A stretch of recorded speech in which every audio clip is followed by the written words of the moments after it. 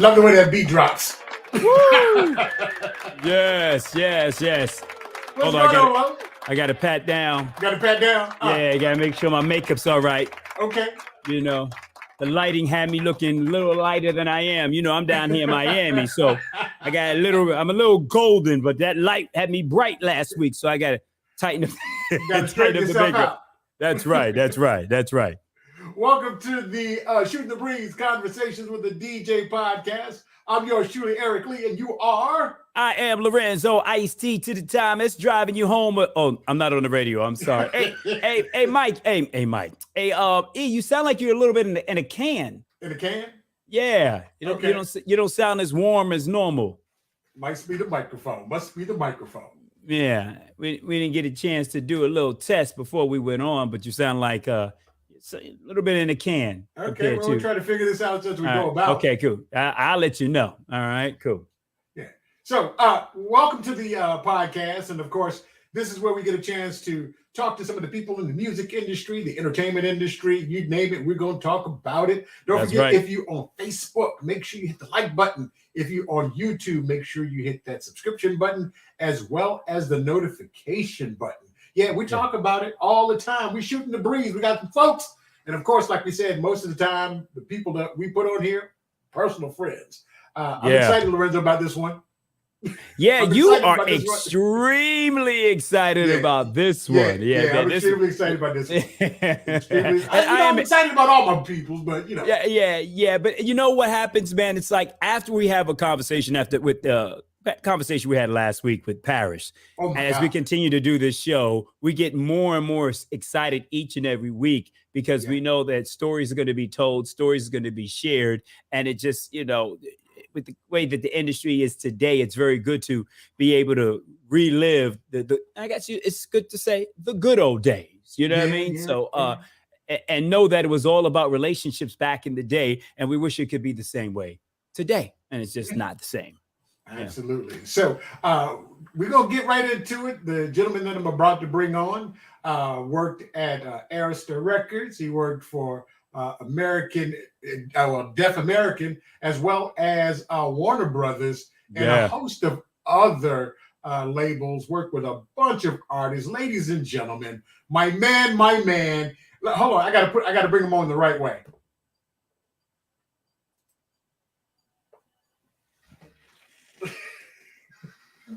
What's happening? Hey, E, we couldn't hear it, E. You can't hear it? We didn't get the intro. You didn't hear the intro? He played. Nah, it didn't play, man. So whatever's happening with your mic, I think it's has something to do with the connection with the board. Okay, we'll figure it out. My man, Fat Thomi, what's going on? What's happening, E-Lee? What's all going on, Lorenzo? Look, what's happening? I'm coming to see you. I fly out Monday, Sunday. I'll be in Florida because I'm about to open a country hip hop bar. I'm leading the charge for country hip hop. The redneck rappers. Why you jumping the gun, dude? Did you not look at the show sheet? Well, I didn't look at the show sheet. You know what?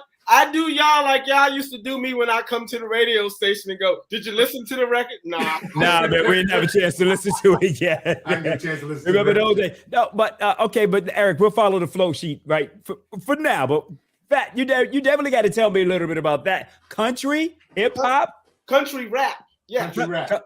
I'm down with the inventor, the guy who made this all possible. He created the genre.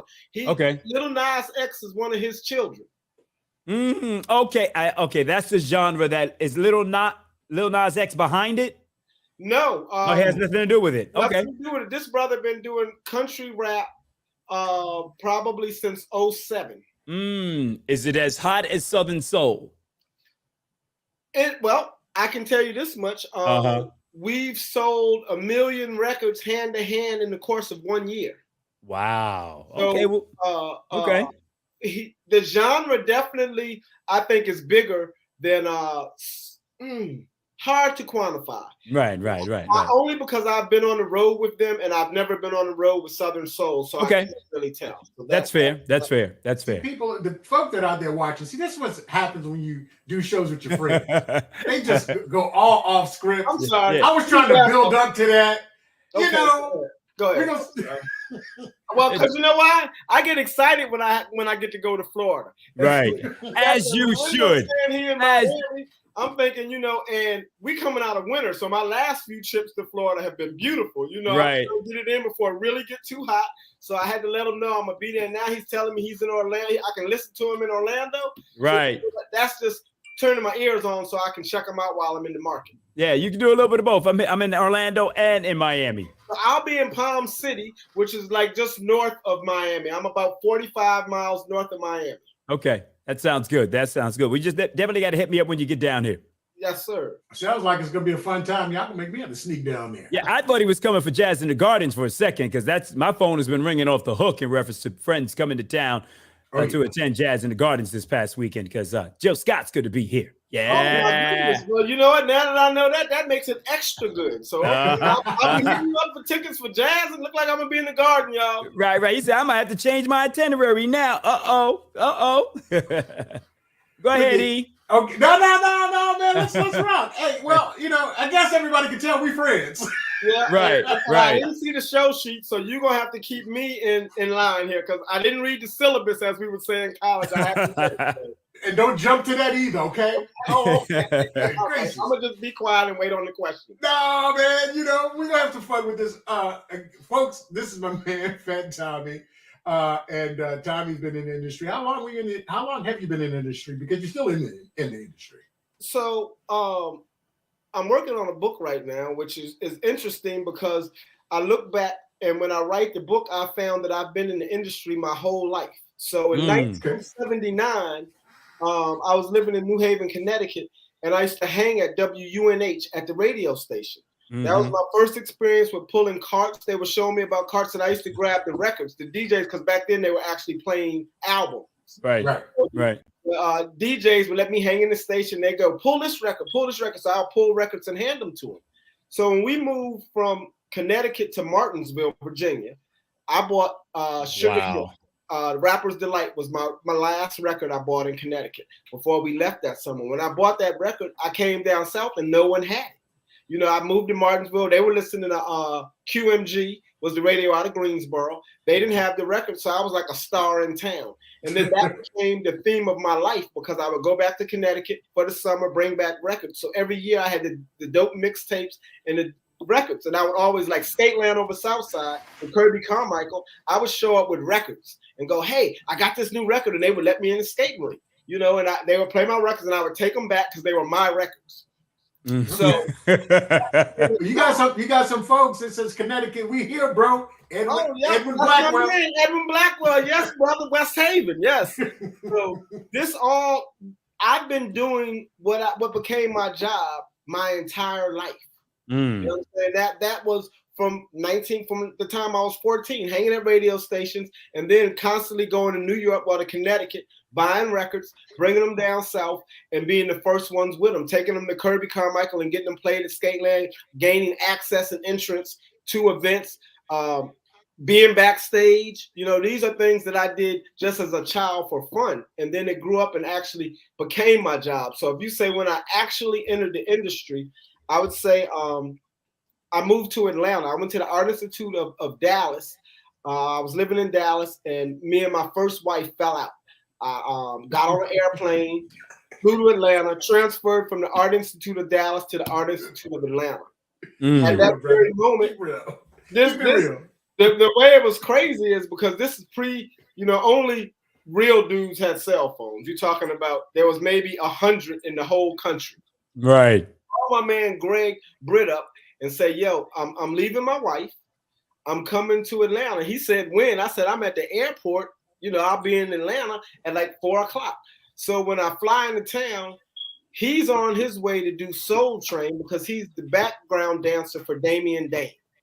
So we're in the airport. Wow. You said Damian Dame. Yes. He gives me the key to his car in the key to his apartment and, scribble down the instructions on how I got to leave the airport and figure out how to get to Buford Highway before cell phones and GPS, So that in itself, as soon as I showed up there, I was at the Art Institute. He was dancing for Damien, and that put me right in the mix with LaFace. Vernon Slaughter was there. So I instantly started hanging around the label. I was instantly in. My cousin was the plug. My little brother, my cousin, we really ain't related at all, but we grew up in high school. So we've been calling each other brothers and cousins our whole life. But he was in the mix at LaFace at that very moment. So from the time I touched down in Atlanta, I was in the mix. I was right in. I was running around with Damien and Dia. I knew Damien. I permed my hair. I remember that. I don't have any. Look, that's why it's gone now. I don't have no hair. Hey, I'm a little short of a follicle or two myself. Yeah. Fried, dyed, and laid to the side. You know how we used to do. I would think it was 1992 because I started throwing parties in Atlanta. We had one of the hottest hip-hop clubs, the Phoenix nightclub in Atlanta.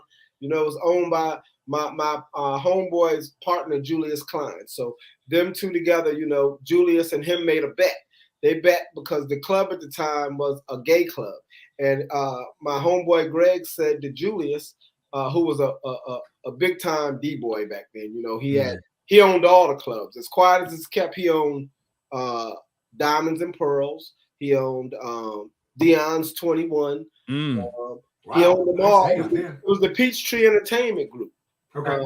So my homeboy Greg says to Julius, I bet you I can make more money in one night than you make in the 3 nights that you do your gay night. And he said, well, how much you want to bet? So they put 20 stacks on it. And he blew up the club. We never looked back, Well, the grand opening was Mary J. Blige and Kid Capri. So we didn't have any problems. Prior to that, we had did Leaders of the New School. So the night we did Leaders of the New School is the night they lost their deal. Like they were in Atlanta when they found out they were going to lose their deal at the club. Like it was they were in town that night. And was Buster with him? Yeah, Buster stayed. He stayed in Atlanta. He never left. When they lost their deal in Atlanta, and Buster never went back to New York. Wow.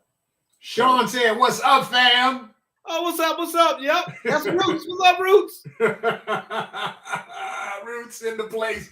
And we got stories of Roots we can't say. We can't talk about them all. Yeah, we can't talk about that. We can't talk about that. Leave here. We start telling them stories. Yeah. I got my own shadow crew. See, they have shadow governments. I have a shadow crew that has run through my entire life. Man. So, look, man. We got some folks. You got some folks popping in. Sonia Harrison. Oh yeah, you know my Sonya. Come on, man. Elite. You don't remember Sonya? Your sister? Yes. Your sister? Oh God. We gotta put her on. Look, hey, if you're checking us out, of course we do this each and every week. It's mostly family when we do this thing anyway. For real. But it's shooting the breeze where we get a chance to talk to some industry folks, entertainment and the arts, the music, things of that nature. Got my man Fat Thomi. If you're on Facebook, definitely hit us up in the chat. Love to shout you out. Catch us if you're catching us on YouTube, make sure you hit the subscription button as well as the notification button. So anytime we load up the show, you get a chance to check it out. Now, all right, Thomi, we talked about a little bit about your time in Atlanta. When did you come back to Richmond? Because when I met you, you were rocking a bandana with your perm. Okay, so what happened was Julius Klein turned out to be one of the biggest drug dealers in Atlanta. It was estimated he was doing $1 million a week. Okay. We basically did the promotions for the nightclub. My homeboy Greg Britt had Nubian Entertainment. I was a partner in Nubian Entertainment, and we did all the promotions. So we got the hip hop club, and we were doing all the Leaders of the New School, Yo-Yo. We did Rakim. We did Teddy Riley's birthday party. We did the MCA Jack the Rapper party that had Jermaine, Rakim, and had these dudes from Boston. I can't remember. They had these big giant hockey shirts on. The first time I seen dudes show up with hockey shirts. So Julius is now going to get out of the drug business because we proved that we could do $1 million in the club. And he goes to Detroit and gets murdered. So then he gets murdered. Fred Tokars, who was a judge, well, prosecuting attorney turned judge turned criminal defense attorney. He falls in love with a stripper from Magic City. Then gets her killed. She's murdered, and they're trying to pin it on the other partner. So Julius had a partner, Dre. Dre was his partner. So Julius was running the clubs, and Dre was running the streets, bringing the money in to the club. So the club was, I guess, originally going to clean money, but it started making too much money. So Julius was going to get out of the game, but he got killed. When he got killed, I guess there became a struggle. I just noticed that people were getting killed and shot and arrested around me at a high click. So Tommy, you did say you're writing the book. You did say you're writing the book, right? Yes. You did say that. Okay. So that's right. I was trying to think. The almighty RSO. I remember that. Benzino and them out of Boston. Yeah. Thank you so much, Edwin. Thank you. He said Benzino and the almighty. So I was sitting here wrecking my brain trying to remember the name of that group. Somebody tried to steal their mixer. So it like the club was set off. Like it was all and I remember we were telling Rakim, let's go out the back door. And they said, which way you going? I said, well, I'm in the front, I'm going that way. So Rakim had his son with him. He put his son on his shoulders and he said, we New York, we mashing to the front. So we all lined up, you know, because when back in the day when the club jump off, you know, you run to your clique. Like I'm not looking for security, I'm looking for my people. So we all got there and we got Rakim and we mashed out the front door. So when Julius got killed, they started claiming stuff. Julius had bought us a van. So we were at Diamonds and Pearls one night, and they came and said they towing the van. So me and Greg run outside, and it's a cop there. He take his hat and turn it to the pack, and he say, this ain't on no cop shit. You know what time it is. It was like, man, but our stuff in the van. And, you know, he said, well, you're going to get all your stuff back. And we did. We got all our stuff back. You know, the family, once our guy died, the family repossessed all of our trinkets, you know, that we had. You know, they were still in the ownership of the club. So when that happened, I just was like, I'm out of here. This is way, you know, I got police that ain't police. You know, that got a little deep for me. So I decided to head actually, and at the same time, my friend Lisa Montgomery was working at the Jefferson, and she was getting married, and she told me she had a friend who was big time at BMG. He was moving to Richmond.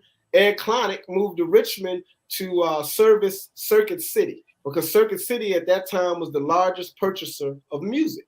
Right. BMG sent a person to just manage the Circuit City account. Okay. So I went to Richmond, went to her wedding. She introduced him to me. He told me he'd give me an internship. So I called Atlanta and said, I'm not coming back. You know, I got an internship with BMG. I'm going to stay here and get down with BMG. And so that's how you got back to Richmond. Yeah, I already had a little bit of, because I was with LaFace, you know, I was already familiar with going to the BMG office because they were all over there together. So I already kind of knew a little bit about the record industry, but not much. So I came to do an internship. Fat Tom, what year was that when you came back to Richmond, Fat Tommy? I'm going to say it probably was 93. Okay. 92. Okay. The club, because the club, I think it was October. So yeah, it was December or November. It was early 93. Okay. Yeah. That's when I left. I was in Norfolk at the time when you came back to Richmond. Wow. Yeah, I was at Wowie. Okay, so yeah. The Buddha Brothers. Yep, down there. Yep, with the Buddha. KJ Holiday, rest in peace. Okay. Chase, rest in peace. Candy Eastman, who's now in Houston. Steve Crumley was the program director. Stan Verrett was doing mornings, who is now on ESPN. Yeah, he's on ESPN LA. So you see him late night. That's my boy, my dog, and of course DJ Heart Attack. You know, you can't forget Heart Attack. You had. I know you had quite a few discussions with Heart Attack. Yes, sir. Yes, yes, sir. You had to talk to Heart Attack too, without a doubt. But yes, the Buddha Brothers. So I came to Richmond, and I remember that. I guess it would have been whatever year it was. The following summer was probably my biggest summer of life that summer, because that summer, the Wu-Tang Clan, Biggie, and Outkast all dropped. Well, Outkast dropped that. They came out on the Christmas album. So when I got back home, because I came from Atlanta, I knew Outkast was a thing. Right. You know, they didn't have any music out, but I was already in the mix. So I was begging to work Outkast records. Arista didn't even know who Outkast was. Right. So then the Face drops the Christmas album. Players Ball is on the Christmas album.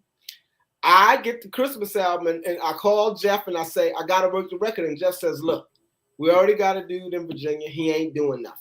Don't know who he is. I still don't know the dude's name. He said, take this record, Players Ball. If you can make something happen with it, I'll hire you, you know, I'll give you a check and when we come back. Wow. So this is Thanksgiving. I go and holler at Eric Lee because I had met Eric Lee. Eric, let them know what your position was at the time. I was nobody. No, he's talking about me. No, Eric. Eric needs to let people. Yeah. Eric was the music director. That's right. Eric was the music director. I decided what played and what wasn't playing. From 6 p.m. to 6 a.m., I think Eric had control of the station. I think Aaron locked it down from 6 a.m. to 6 p.m. And I think Eric, I don't know if that was official or unofficial. That is very.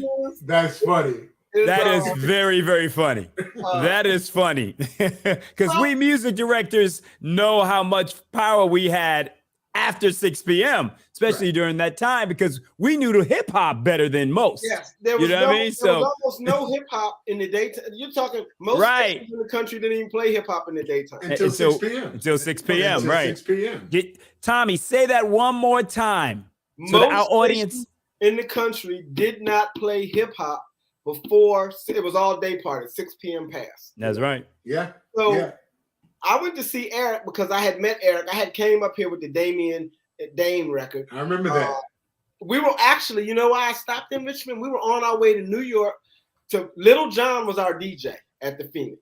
The Little John. Yes, that one. Little John was the DJ and he needed records. Right. Julius gave us, I want to say, $2,000 to go to New York to buy records. Okay. Me, Greg, Little John, LaTanya, and I think it was 5 of us all get in the van. We go to New York. We stop in Richmond, of course. I holler at Eric, drop the Damien and Dia record off, meet him for the first time. So now we go to New York, we come back. Julius dies. I come back to Virginia and remember that I met Eric Lee. What? I talked to Eric Lee. And Eric plays the record. He goes crazy. When they came back after the Christmas break, you're talking January, Richmond, not Atlanta, Richmond was leading the nation in spins. Yeah. Whatever they want.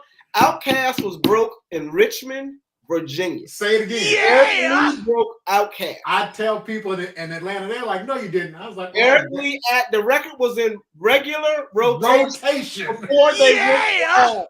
They hadn't even went for. I didn't even know nothing about ads. Okay, so and when Jeff and them come back, I'm like a hero.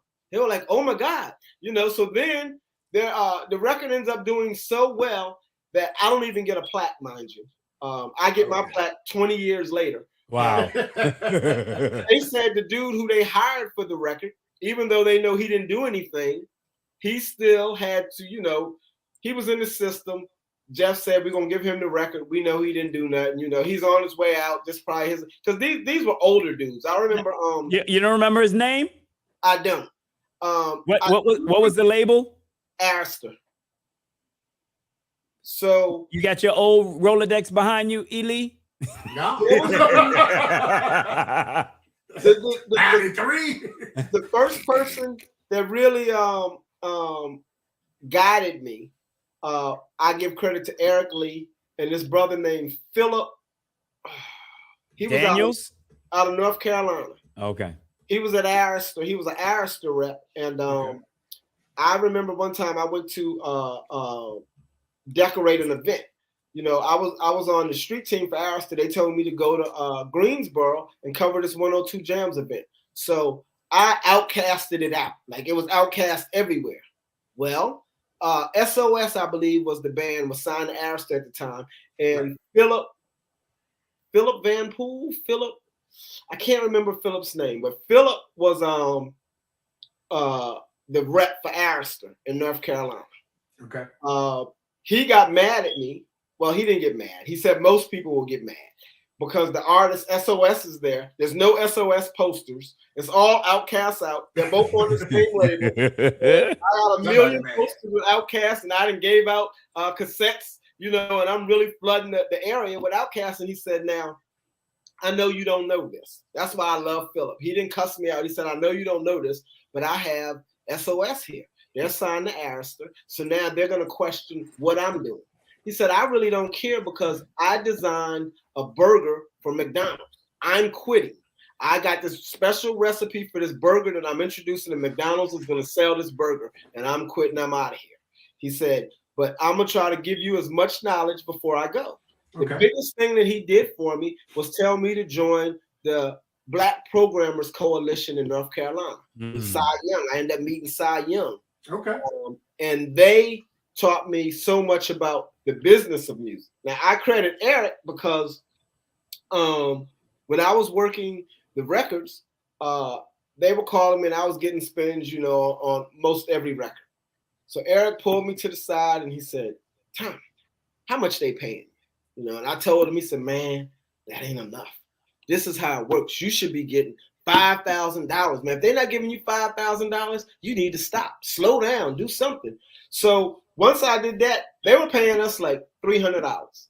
So I started getting $1,200 a record for 4 weeks. And then I got up to $2,500. And I remember Jeff called me and said, Tommy, you're using up. What I did was this. I learned this in the military. You can never ask for a $5. Dudes, the joke on the base was you can't never borrow $5 from nobody, but everybody will loan you $2. So the lesson is ask everybody for $2. You know what I'm saying? $2, ask them for 2 today and 3 tomorrow, and you still got 5.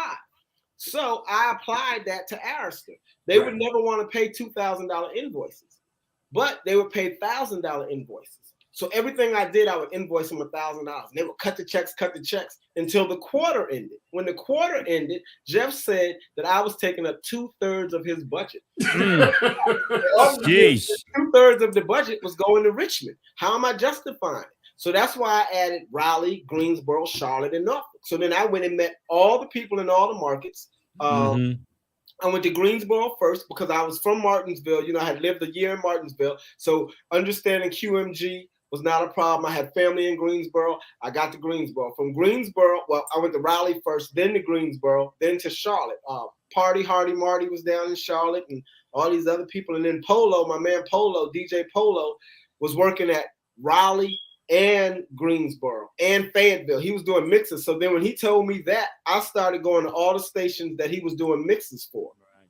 So then I met Lou Rosenfield that owned Willie's Records. Willie's Records and Tapes. So Lou said he was partners with the Wiz. And the Wiz came all the way to DC. They split up. Lou was going to have from Virginia to Georgia. He had in North Carolina, he ended in Georgia. So Lou said to me, I'm running around with Ed and I'm learning the whole game of putting up records, and he says, I'm going to put all the moms and pops out of business. He said, he looked at me and said, I don't know how you're going to feel about this, but this is what's going to happen. I opened up all my stores within 1 block of the hottest record store. He said, and the reason I can do that is because I buy direct. They have to buy from a one-stop. They pay more. They buy the record for more than I have to sell the record for. So when he would have sales, he would sell the record for $6.99 and $7.99, but the one stop you were paying $7. So that's how he told me he was going to run all of the Black record businesses out of business. I told all of them, And he didn't. Give him applause. Give him a round of applause for that. You can call Artie. You can call Mr. Carrington. You can call Churchill. Oh my goodness! I told him all. I said, "Yo," he said he gonna run y'all out of business. So what I started doing to subsidize mom and pop record stores is I would take all of my promo material and sell it to the record stores.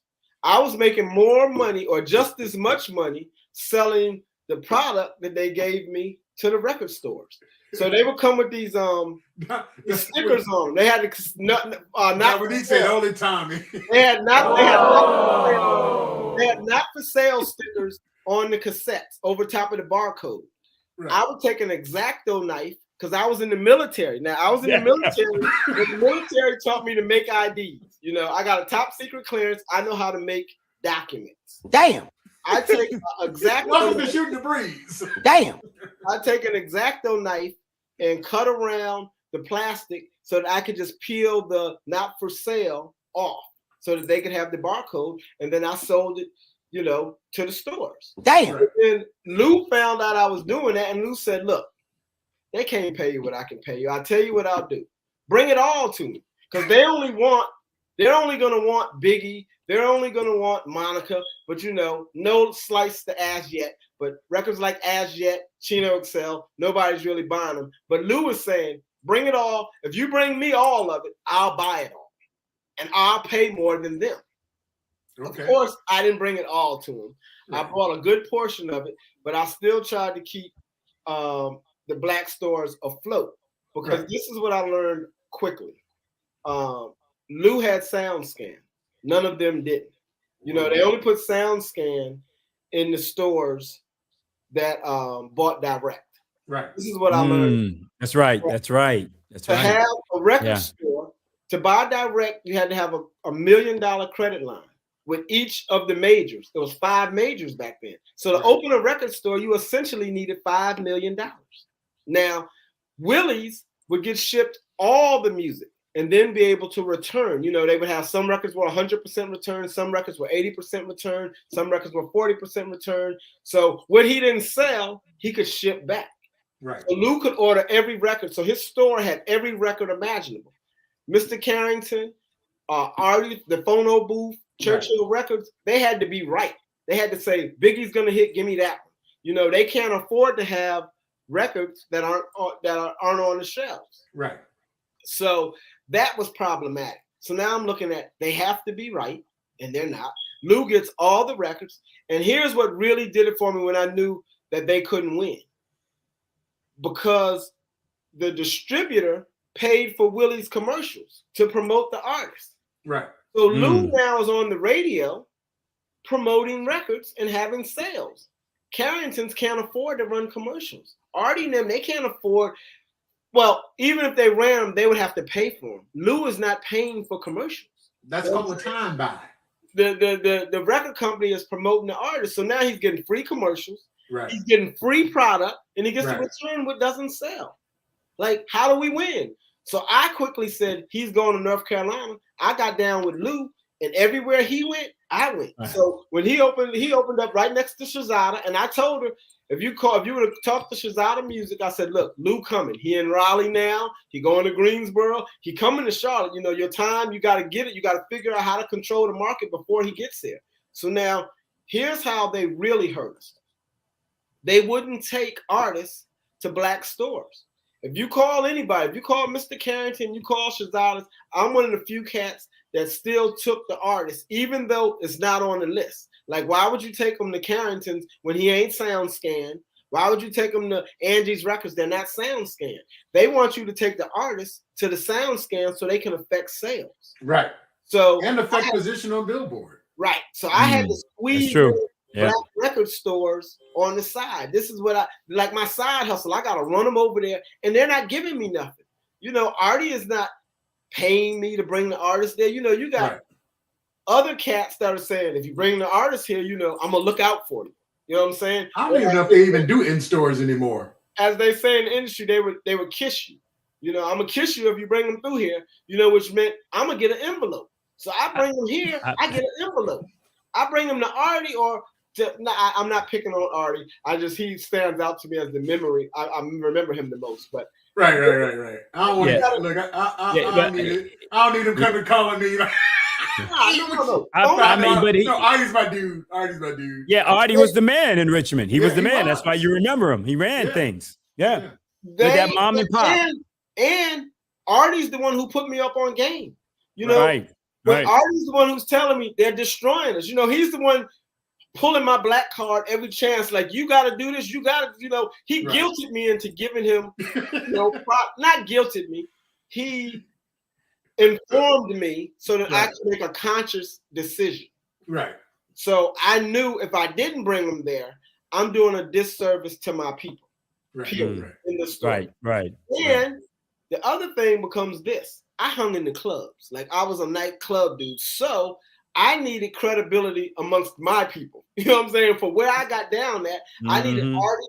When you in Churchill, you need to know a few people. When you over North Side, over there on Brooklyn Park with Artie, you better know somebody. Especially in the early 90s. We talking crack is at an all-time high. Richmond is leading the nation in murders. And I'm running around in the hoodest of the hoods. So, I know everybody. I know the dope dealers. I know the DJs. I know the club owners. I'm getting down with Steve Brand. So now I'm plugged into everywhere. And not because I was in the record business. I was already, all of these people, like Ely and all them, I was meeting them by just being in the streets, really. So I knew a lot of these dudes. And now, again, my job became what I was already doing. I was already in the club 4 nights a week. I was already talking to DJs. If it wasn't nothing but play this record because I like it. You know what I'm saying? It was always that. So when my job became carrying records and toting them, it was just easy for me. It was a natural transition. We got another one of your Connecticut brothers just chimed in. Daryl Huckabee. That's okay. Now, I know y'all know Huck, right? Yeah. Of course you know Huck. We're working through the decade of the 90s. We're still in the early 90s right now. So we're still in the 90s. Hey, so you live on the same street with Huck? Wait, this is what's crazy. Huck went to school with my sister. They both went to Hopkins. They were like the Bel Air kids. We lived in West Haven. We went to Carrigan and the West Haven High. They went to Hopkins private school. But all while Huck was at the radio station and I was at Ariston Warner Brothers, I never knew. It wasn't until I quit working at the records company that I realized that Daryl was the program director in DC. Because DC was in my market. You know what I'm saying? DC, I had no reason to go to DC. Craig Davis had DC on lock. Yes, he did. When I got out of, he's going to be on the show. When I left Arista, I started my own record label, but I went up there and it was Huck, and they said, the dude that's here is from New Haven, and they said his name was Huck, and I was like, Daryl Huckabee, he ain't from New Haven, he from West Haven, right? you found him out. They were telling me that a dude was from New Haven. I said, nah, I know a dude. I think he's from West Haven. So then they called him, said he's from West Haven. I said, yeah. I said, tell him they called me Little Tommy Harrison because I was real, I'm 5'9", 130 pounds in the 12th grade. So in the 7th grade, when I left Connecticut, I probably was 5'3", 80 pounds. So everyone, the girls, I remember, Latoya, for those of you from West Haven, you'll remember this. 2 girls lived on the street, they used to call me Titty Lift because I only came up to this high. So they would run around. That's what the girls on the street, that was their nickname for me. I was Titty Lift. That's what was the name again? What was the name again? Oh, God. That's how tall I was. So that was me. Dude. They called you what? Titty Lift. That's how tall I was. Okay. I know how tall I was in the 7th grade. So you imagine if a girl is 5'7" or 5'5", I only came up to her breast. What? He would lift the titty. He would lift the titty up. That's right. You gotta remember they wore stacked shoes. So if she was 5'3", she probably was 5'7". Wow. Because the stacked shoes, you remember the shoes back then. Yeah. Oh, boy. You are comedy gold. This is my real life. I know, but I can't wait for the book to come out. So, all right, we got to get you to your first record label. Well, wait. I gotta tell you how I got there. No, we got. Where are you? What year are you right now? Where are you talking? I'm Where right are you talking? now in the summer of 1994. Okay. These are the records. This is how it happened. Our award tour. Tribe Called Quest, Midnight Marauders. Return of the Boom Bap KRS. Yeah, you got the chat line cracking up, dude. You got the chat line cracking up. The Wu-Tang drops. Yes. So the Wu-Tang comes to Richmond with the Alcoholics and Biggie. Wu-Tang is Richmond, Alcoholics, Biggie. Biggie leaves because he has to do a DJ Screw party. So they take him off the tour. So I never get down with Biggie. He leaves. The Wu-Tang is there, and Ed Klonick is a white dude from, I think, Hawaii. He's like 5'5", maybe 5'6", small dude. He calls me up and he says, Tommy, it's 20 of the most intimidating black guys I ever seen. I can't do this. He said, look, they're just too intimidating for me. Will you come and do the run without me? Look, meet me at Piccadilly. I'll pay for their lunch. Piccadilly. And then you know the run. Take them to Willie's, take them everywhere you're supposed to go, and I'll look out for you. So you hold on. So you got the it's the Wu-Tang Clan, but the white guy is intimidated. So he's asking you to make the run because he don't want to be involved right now. Well, think about this. Think about a white dude that's smaller than me. Okay. With the Wu-Tang Clan and the Alcoholics in a 17-passenger van. Oh my God, yeah, that could be an intimidating. So he just and I don't know if it was first. You got to also remember this. These is New Yorkers. Right. Word up. I'm sure it was weeded up in that thing real. Staten Island. Normal people. This is the Wu-Tang Clan and the Alcoholics. So you got Compton's finest with Staten Island's finest in a van with a white dude who really he can't hold it together. Well, I think he just didn't want to deal with it. Like it was not gonna, they probably because I remember when the Locks came to town, I brought him to King's Dominion and Ed, not different Ed, was mad because he was yelling at the Locks, so they took the walkie-talkies from him. And they didn't steal them, they shoved them down in the seats of the vehicles they were using for transportation. And Ed called me, was like, Tom, the guy stole the walkie-talkies. I don't know why they would steal them. They can't use them. It only works with our system. Could you do that? So I call up Jadakiss and I say, man, dude said y'all stole the walkie-talkies. I know y'all ain't stealing the walkie. He said, Tommy, we ain't stealing them. He was talking slick to us, so we shoved them down in the seats. They inside, just stick your hand in the back seats, they in there. Right. I said, okay. So I don't necessarily think that they were anything other than rambunctious young dudes in the 90s. So right. I pick up the Wu. We do Steve Branch Club that night, the Alcoholics. Ivory's Uptown Lounge. And we got to have Steve on because in every city there is an iconic club that all the people go to. And in Richmond, Virginia, in order to get your chops, you had to go by Ivory's. Ivory's Uptown Lounge. College night. That was Tuesday night. Oh my goodness. I would leave there and then have to do my show. I would leave the club because I did overnights at the time. So I had to leave the club and go straight on the air. Crazy. I love the Ivory's, but I saw In Vogue at the Polo Bay. At the Polo Bay Lounge. Polo Bay. So at the Polo Bay. At the Polo Bay. Was a little more ratchet. Tomorrow.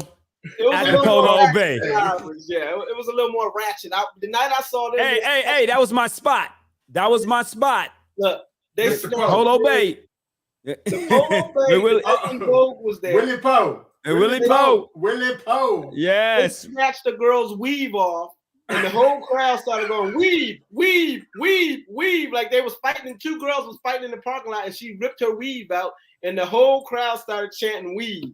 That was my last night over there. I said, they too ratchet for me over there. Ely, the pictures that we have with In Vogue, was that from, that's at the Richmond Coliseum, right? Richmond Coliseum. That's the MC Hammer was Vanilla Ice. Vanilla Ice. Okay. All right.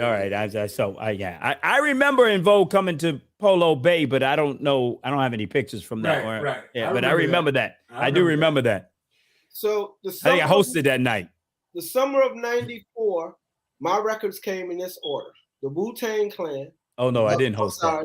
It came in the order of flavor in your ear, protect your neck. Mm-hmm. They just invited Steve Branch to the line. Come on, Steve. Come on, Steve. Come on, Steve. We're not gonna get out of the 90s. Okay. It was Tribe Called Quest. Mm-hmm.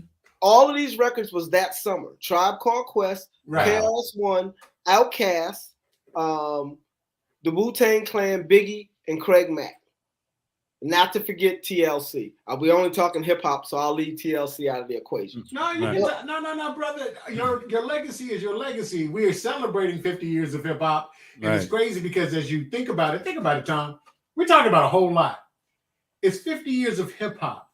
Do you ever think about what your contribution was to it? Because I really don't think about it, and it's funny because when you say, "Well, Eric broke Outkast for the entire country," right? To think that was I'm a part of the process. Lorenzo's a part of the process. You are a part of the process of what some of the largest hip hop artists and the largest artists that people gravitate to, the things we did in the early 90s or at the beginning of our careers that helped launch and propel these people into stardom. Right. You ever think about that? Right. And Tommy, let me intervene for a second. Like you said earlier, this was the time where hip hop wasn't played on the radio until after 6 o'clock. So you had people like me and Eric, and you mentioned the Buddha Brothers, and you can't forget El Bravador in Richmond. You know what they did there, because we were fighting with the Z-Rock crew. Thank you so much. We were fighting with the PDs like, yo, no, we need to play Public Enemy. No, I need to play KRS-One. Okay, all right. So that's when I had my own show on Saturday nights to break those records, because they didn't know the music. They didn't understand it. So like Eric was saying, we were there during the time where they thought hip hop was going to be a fad, and we were rebels and revolutionaries. But like, listen, no, this song is going to be around forever. And then me, originally from New York, growing up right across the street from Rocksteady Park, growing up there and being at Harlem World and seeing groups like Grandmaster Flash and the Furious Five and Cold Crush when I was younger, seeing this birth of this genre of music from my hometown, being able to now go to Richmond, Virginia, and share with my experiences, and then be on the radio, be able to break this music and kick in the doors. I mean, yes, we have contributed. So I know you have to sit back and say, hey, you know what? When you think about 50 years of hip hop, I have helped a great deal as well. When I look at it, the thing I wouldn't say I regret the most, but I worked so hard, I never took pictures. Right. So that's the first thing I asked you, where the pictures at, man? You can't find a picture of me, because here's the thing. I was with the artists all day long, and everybody's asking them for pictures, and so my connection to them was so close. Like I've been with Outkast, I've been with Biggie probably 16 dates. The Wu-Tang, there's not a picture with me and them. Right. They got pictures, and I had pictures of them, but I never was in the picture because I was literally always working. Like to me, it was a job, and I was trying to get through my job. I'm as tired as them. I'm not trying to stop and take a picture because I'm doing the run. I'm doing the retail run. I'm doing the radio run. I'm right there at Ivory's with them when they go to the club. Then I'm leaving and going either to the beach or the Raleigh with them, because I would do the Raleigh, the Greensboro, the Charlotte. So I'm going on the road for 3 days.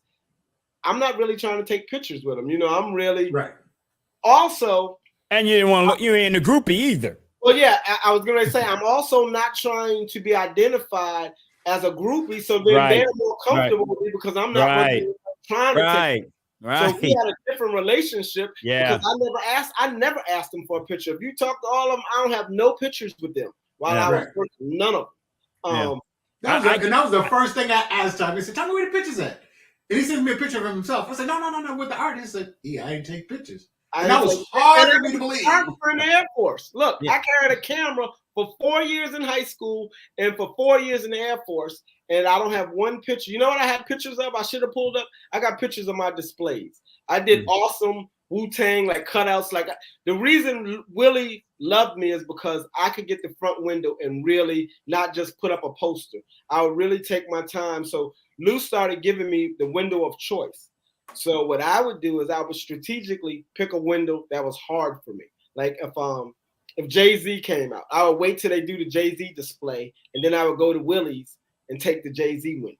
You know what I'm saying? Like, whoever's the hottest artist or thought to be competition, I would wait until because they don't live in Richmond, so they're gonna do their display and be gone. I'm gonna go and take it down and put up my display. Okay. Hey, look here, man. I'm gonna sidetrack the conversation for a quick second because something just hit me as you talked about being a cameraman in the military. Can you quickly talk about the time the helicopter was turned off on purpose? Man, so they turn off. See, so now you can tell how long I've known you. So you can land a helicopter with the engine down. So they have to do that in training school, and I have to film it. So they cut it off. And, you hit the ground at about 20 miles an hour, but it's a very crazy because the whole thing starts spinning, and it's like you're falling out of the sky. A controlled fall, but you're falling. And I'm filming, and I'm not a pilot, so I'm not comprehending this in real time. In real time, I'm scared to death. In real time, I'm paranoid. They're laughing. It's funny to them when we hit the ground. It's never funny to me. I had a lot of experiences that were not funny to me. That they did in the military. I just thought about it. There were a lot of pranks going on in the military in the 80s. Like we used to jump out of the window into snowdrifts. The second floor window. Everybody on my dorm floor would take a shot, drink a beer, and jump out the window into a snowdrift. So these are crazy things that we did in the military. I just thought about it because I remember us having that conversation. And we can get back to the music industry. But first, let everybody know that if you're on Facebook, go ahead and hit the like button. Feel free to make a comment in the comments section. We want to shout you out, as well as if you're on YouTube, hit the subscription button. I tell you, this content is hilarious, as well as hit the notification button. Shout out to my man, Sam Edwards. That's right. I played wide receiver for the Power 92 flag football team. I remember that. Hey man, I played football in high school, little flag football. Actually, I played for Wowie too. Yeah, the Lorenzo squad. I used to come to Norfolk to play. Yeah, we had our team finished 24th in the state. Hold on, we won 1 year. Yeah, we won. We were pretty good. Hey, we won the state championship. We were runner-up, national champions. But I ain't gonna talk about that. No. Anyway, let's get back to the music. What's going on? What else you got going on, Tommy? Well, that same time, so KRS-One comes to town. Boom. He's at Roots' club on Hull Street. It was called Image. He was at Image. Right. So what happens is Biggie's coming to town on a promo date. Okay. Well, Kathy Hughes determines that Black radio is no longer doing promo dates because of this whole payola thing, So promo dates are ended. So they got Biggie scheduled to come to town. Biggie's here. Aaron can't do anything with him because they're not doing promo dates. They call me. Jeff House calls me up and says, look, we need to put Biggie someplace. So I go see Roots over at Image and say, yo, I got Biggie coming on Friday. Can we do him here? And he said, this ain't big enough. He said, come on, take a ride. We rode to Petersburg, and went to 24 South Union. Magic City. 24 South Union. Yes. And for the folks in Atlanta, we had a Magic City in Petersburg, Virginia. That's right. It was called 24. But we didn't have the entertainment that they had. Yeah, well, wait a minute. Hold on now. We had when Roots and when my family took over the running of the club, and by my family, it's my family that not just my biological, but my family. Right. They took over Magic City, and it became Flavors. So all those shows. So you talk first. I got Biggie for $700. That was it. Arista said, give him $7. He said, look, because they gave him to me for free, but they said, look, he ain't gonna do it unless you have a contract. So I'm about to send you a contract that says you paid for Biggie, $700. So the reason I love Biggie, this is why I absolutely love Biggie. Biggie came and said him and Harv Pierre was in town. And Harv said, okay. Biggie gets booked, he's getting $10,000. I was like, I ain't got nothing to do with that. The label, this how they paying me. They told me, I get the date. So Biggie looks at me and he goes, look, go in there and get your money. because I'm only doing one song and he ain't gonna pay you. If you're not gonna get paid if you don't get your money before I get on that stage. He said, because I'm getting ready to shit on the whole club, you know. So, I give you my money. Biggie goes out there and says, look, they trying to get me to perform for free. I don't perform for free, but I gotta put it up. I gotta put it up.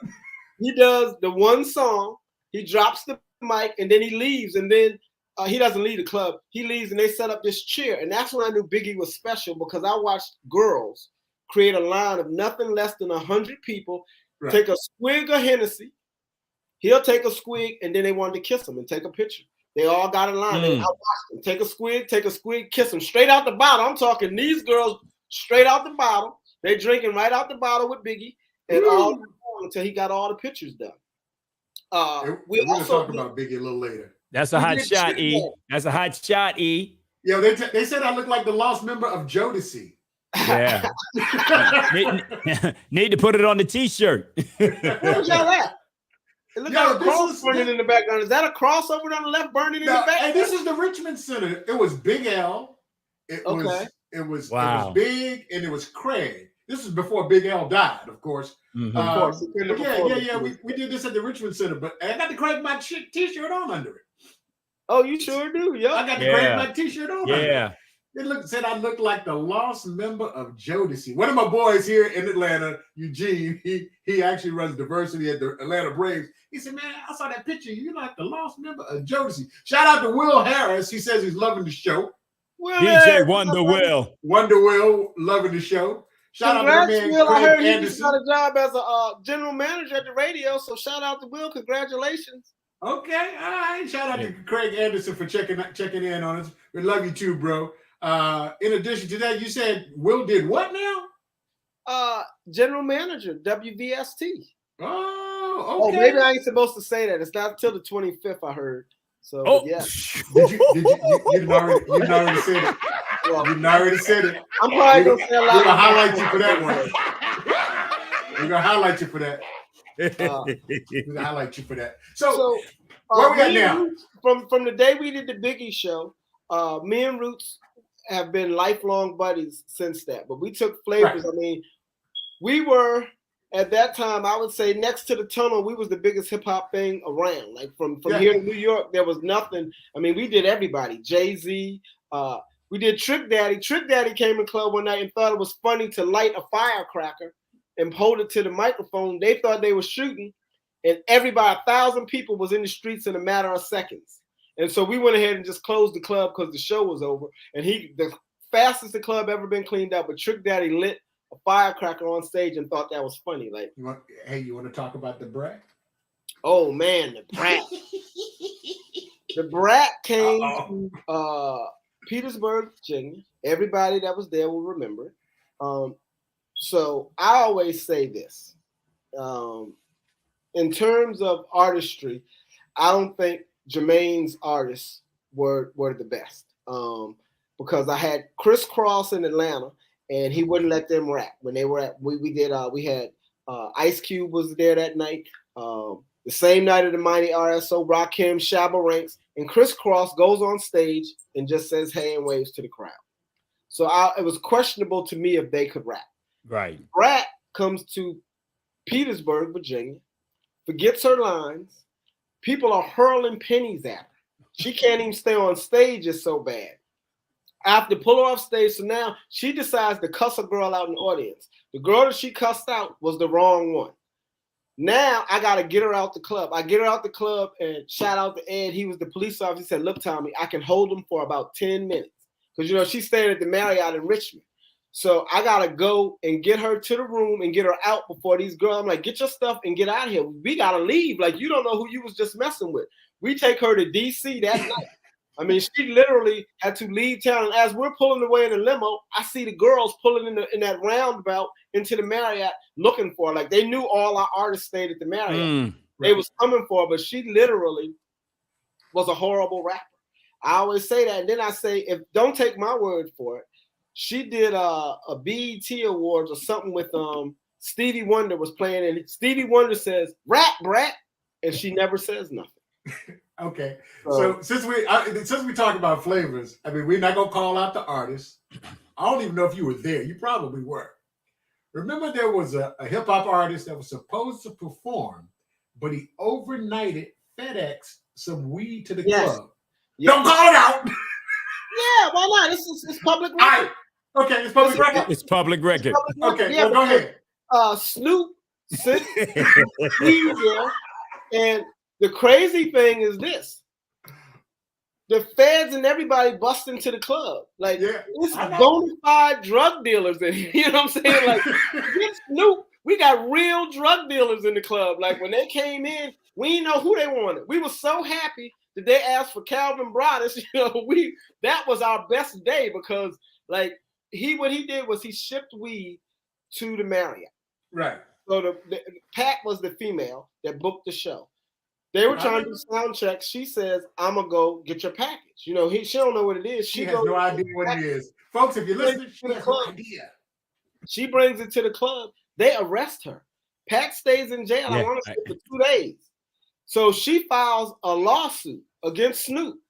This is in 1996, I think.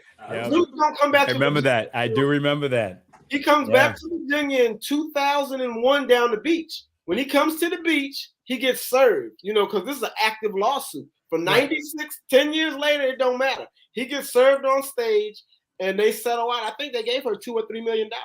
They settled out.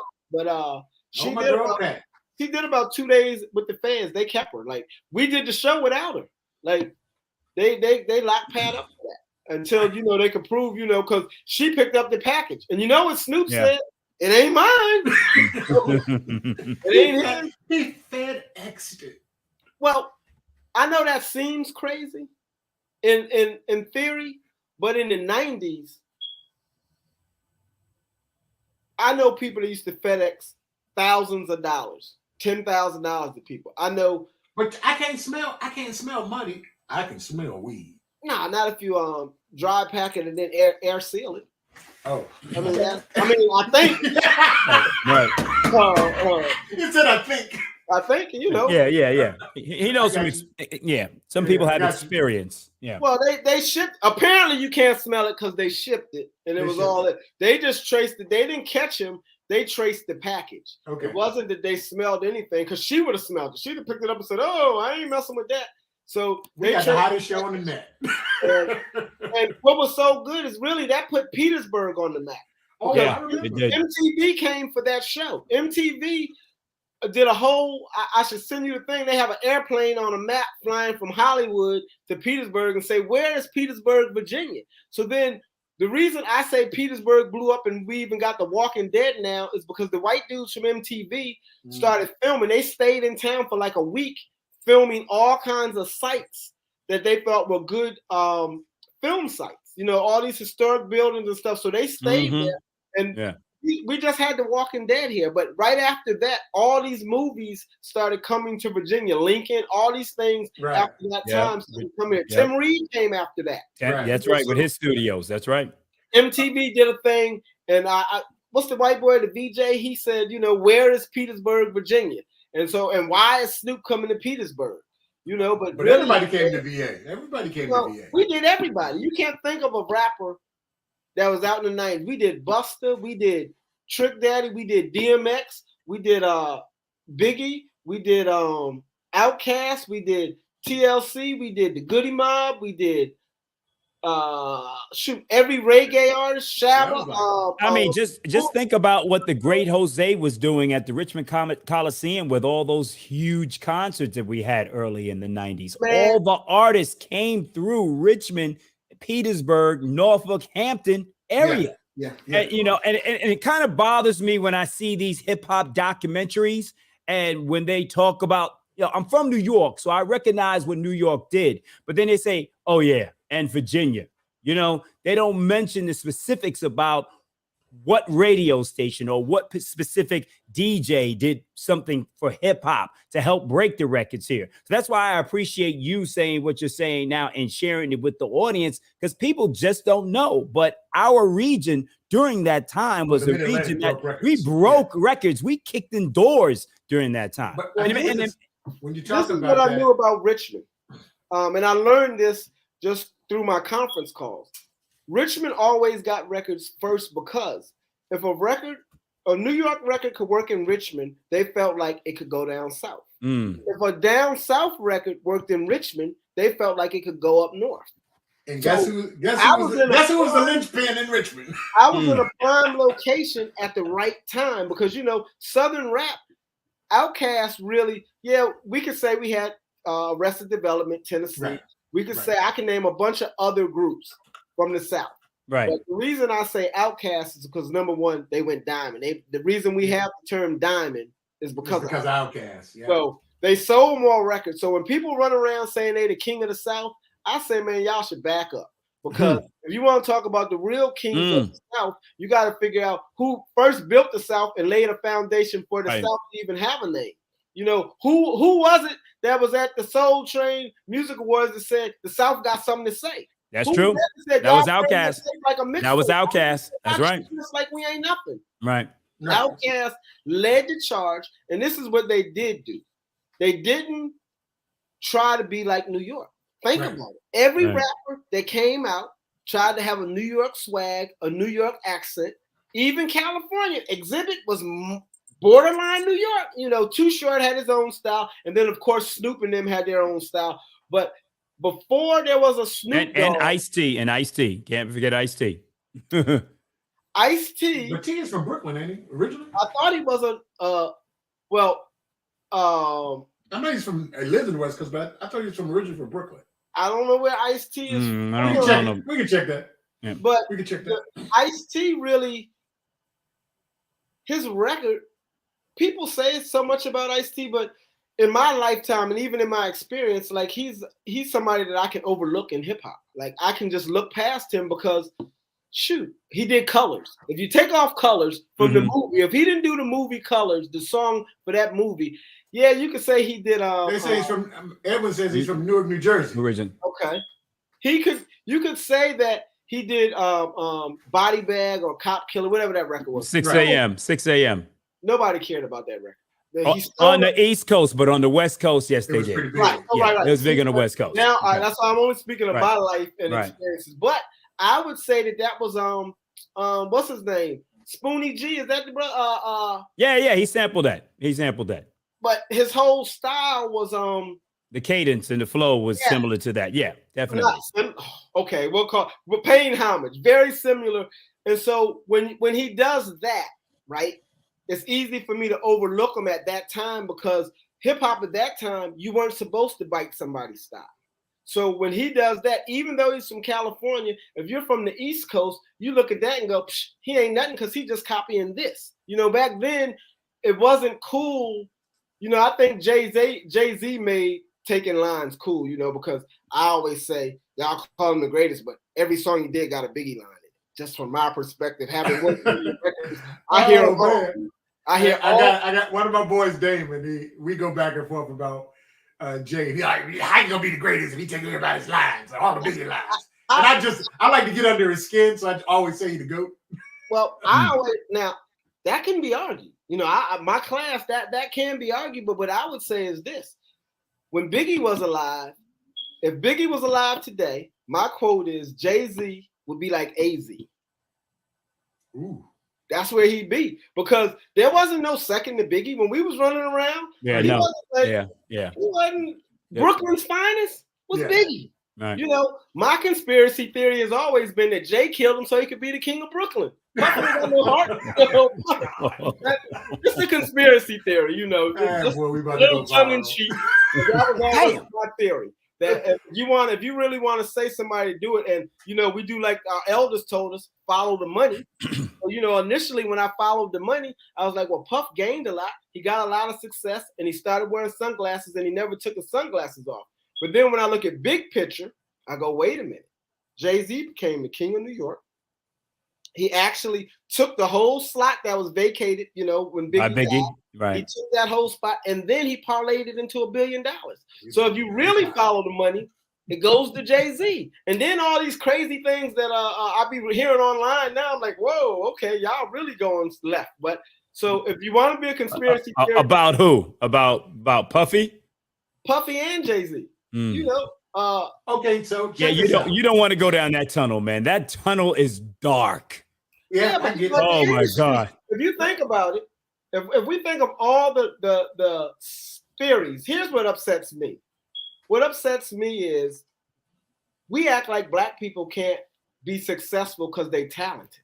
You know, to say that Queen Latifah had to sacrifice her brother, you know, that was they claimed she sacrificed her brother to get where she at. Really? What about the records and the talent? And she actually did good and set it off. Right. You said Jay-Z sacrificed for what? Like all these people that we say sacrifice these people, I go, but what about their talent? Like, do their talent not count for something? So when I always entertain the conspiracy theories because of being on the inside and seeing it, the probability is high. Right. But my blackness tells me that we got talent. So why is it that if I'm overly talented, because Jay-Z may have been like AZ, but he did OJ. Yeah. You know, when you start looking, my argument about Jay-Z and why he wasn't the greatest, because I say if you listen to the first 10 albums, they was all the same. Once you heard the first one, he sold drugs. I said, nigga, you ain't sold that many drugs. You're not selling drugs no more. Stop rapping about that. Right. Then he got with Kanye and his whole direction changed.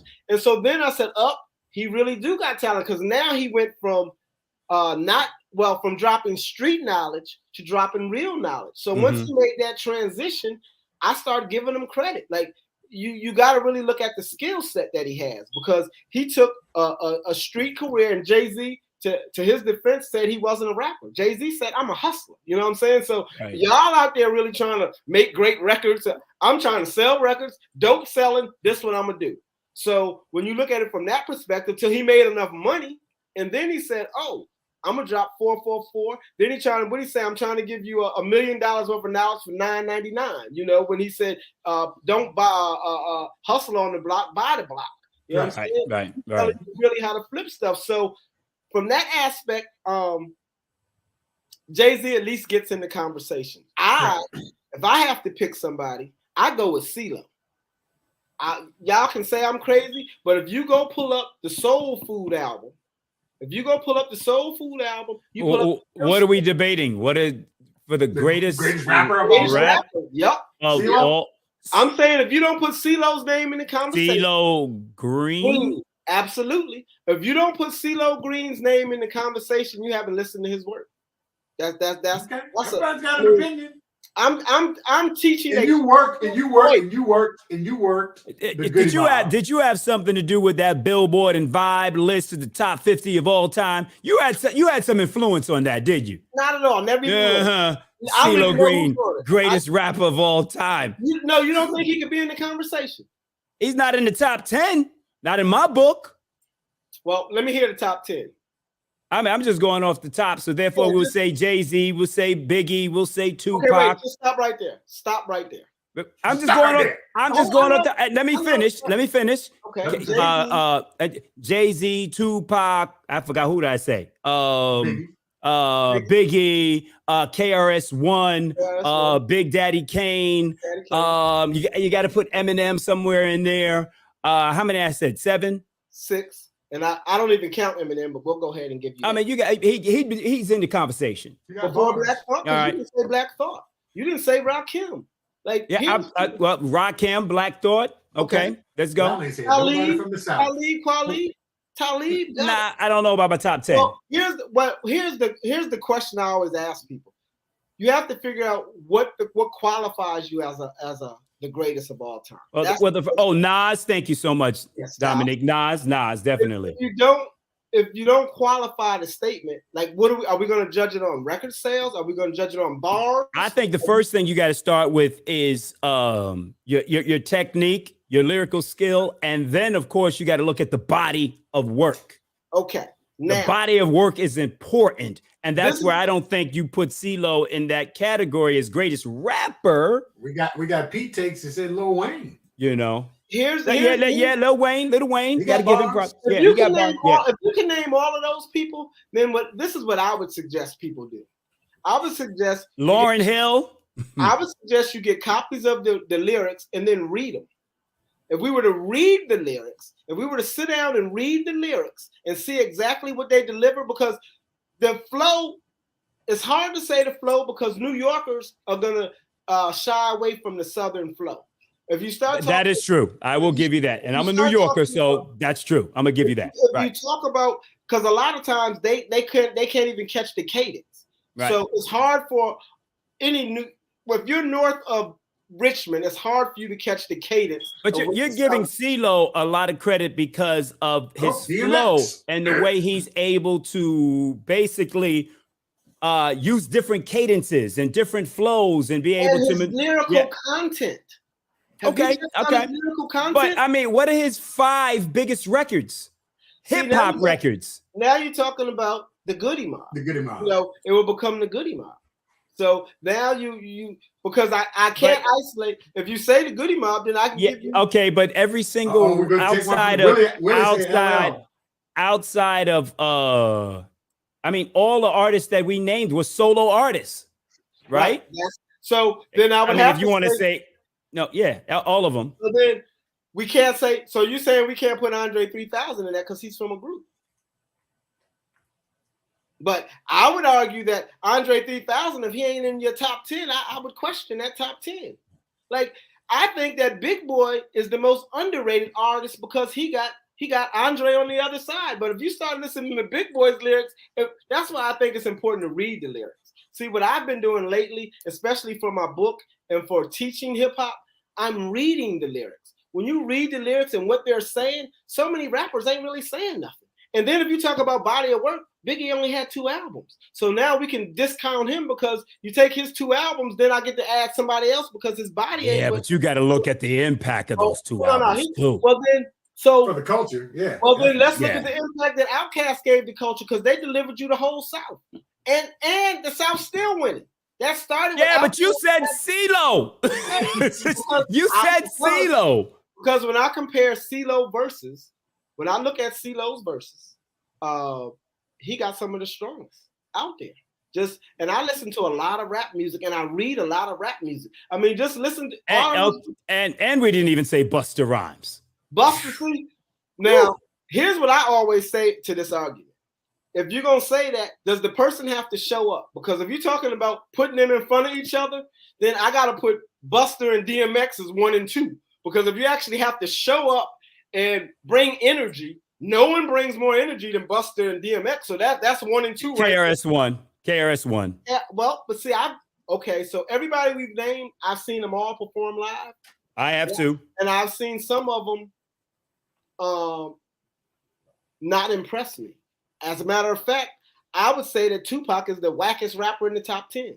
I mean, Rakim is considered one of the greatest, but on stage, left a lot to be desired. Well, I saw him rock the House of Blues. I was wondering how he would translate in California, and I saw him turn it out. Mm-hmm. I've seen Tupac. I actually hosted that show at the HOB. I've never seen Biggie flop, ever. Right. Now, maybe somebody out there has. I've done a million dates, never seen him flop. I've seen Tupac have a bad day. I've seen Weezy have a bad day, the whole Cash Money. I've seen them have bad days where they just didn't get their stuff off. Now, perhaps Biggie and them had them and I just wasn't there. I've seen Jay-Z not do so well. You know what I'm saying? So when we're talking live, we talk about I've never seen Outkast nor the Goody Mob have a bad show. I've never seen CeeLo stumble a verse of his, ever. And I've seen all these people that y'all naming mess up their own verse. Now, Pete said, did he say the wackest top 10 rapper was Tupac? No, he didn't say he was the wackest rapper. Yeah. He said he had the wackest stage show. Out of the top 10. Out of the top 10. Yeah. If you ever seen him do a show, it's like, okay, all right, okay, I get it. Yes, not the wackest rapper. I actually love Tupac. I actually love the thing I like most about Tupac is most of his albums was talking about killing the police and not us. Right. Start reading if you start reading his lyrics, his lyrics is about killing the police. They're not about running around. About to go viral. So I give Tupac a lot of credit for the movement that he created inside of people. Right. The things that Tupac did that were outside the music industry that I credit him for. The fact that he was actually. But you could say the same thing about KRS-One. He did that too. Well, for many years of my life, Chris was my favorite rapper. I got every album. I thought it was an honor to work the boom back. Yeah. You know what I'm saying? Like, Chris we will be here forever. Right. And think about this. He don't have a platinum album. Right. He don't have a platinum album. So we're gonna say Chris the best rapper ever, and he don't have a platinum record. How that work? I mean, he's in the top 10. I know, because we're not basing it on sales. We're basing it on talent. Right?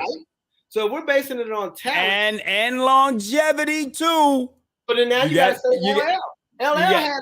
LL ran from my radio 1980 something to 2000. Right. You know what I'm saying? From the 80s to 2000. If we go with longevity, then you got to throw him in the mix. You got to throw Chris. Chris still rapping. Chuck D, Public Enemy, still rapping. Right. You know what I'm saying? You got to. Method Man, still rapping. Redman, still rapping. We still hadn't got to your first record label, man. We are on track, man. We are. I'm trying to get you, man. I swear, you're controlling the interview. For folks, I'm just talking. You're controlling the interview. Folks that's watching this, can we get out of? Can we get out of the year 1995? Move on to 96, 97 now. Before we get out of that, let's talk about the Flood Zone. But that was great, Fat Thomi. That was great. Man. And that was off the top. That was not scripted. You had no idea. That's not on the script. Like, it's not even, I didn't read it, but I'm sure that wasn't on there. He just said he made a greatest of all. First, for the record. No, you said CeeLo, and I had to be like, come on. No, you made a greatest of all time comment, and I know that because I'm testing the waters because I'm about to write a whole chapter on CeeLo. So I'm throwing it out there because I firmly believe, because this is what he did. The South, to me, didn't have knowledge of self. But CeeLo, I was asked the question one time, if I could only give my son one album who wasn't born for him to listen to, what would it be? So I always claim Soul Food, because in Soul Food, they told you that the Goody Mob is God is every man of blackness. You know what I'm saying? So that alone, and in that album, they were constantly preaching that the black man is God. You didn't get that from Southern rappers. You know what I'm saying? That's a New York 5%er thing, and they brought it to the South. You know what I'm saying? Then, if you start looking at the things that they say on that album, they were very revolutionary. That's why when we get to it, I'm going to tell you that Arista shut them down. I mean, purposely. I do not believe it was an accident. I believe that because they had a Tabasco sauce emblem on the album. You remember that? Soul Food was supposed to be a Tabasco sauce album cover. When they shipped it, all of a sudden they got to stop all the promo, call all the records back in the middle when they're supposed to be platinum. Right? They shipped and it got pulled back. And I said, do you mean to tell me that Arista got all those lawyers and they never looked at that logo and thought that? No, they looked at the logo and they knew they was going to recall it to stop the momentum. That to me was done on purpose. I'm on the inside. I saw it. I argued it. I was pissed. And I think it was because it gave the South a conscience. Because before you telling everybody that you were pissed, tell them what your position was at the company. I was national director of hip hop. The man that's the national director of hip hop. So you were definitely in the room. You helped make decisions, and you saw it before. No. Nope. Stop that. Let's get it. You don't make no decisions at Arista. Like Arista was like a dictatorship. Whoa. Let's talk about that. Damn. It rolled.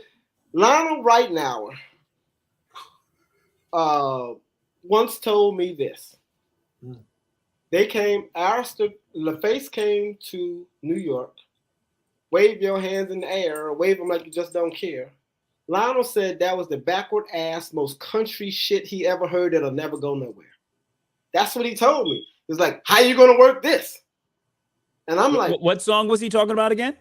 Outkast. Okay. Wave your hands in the air. Wave them like you just don't care. Okay, gotcha. Okay.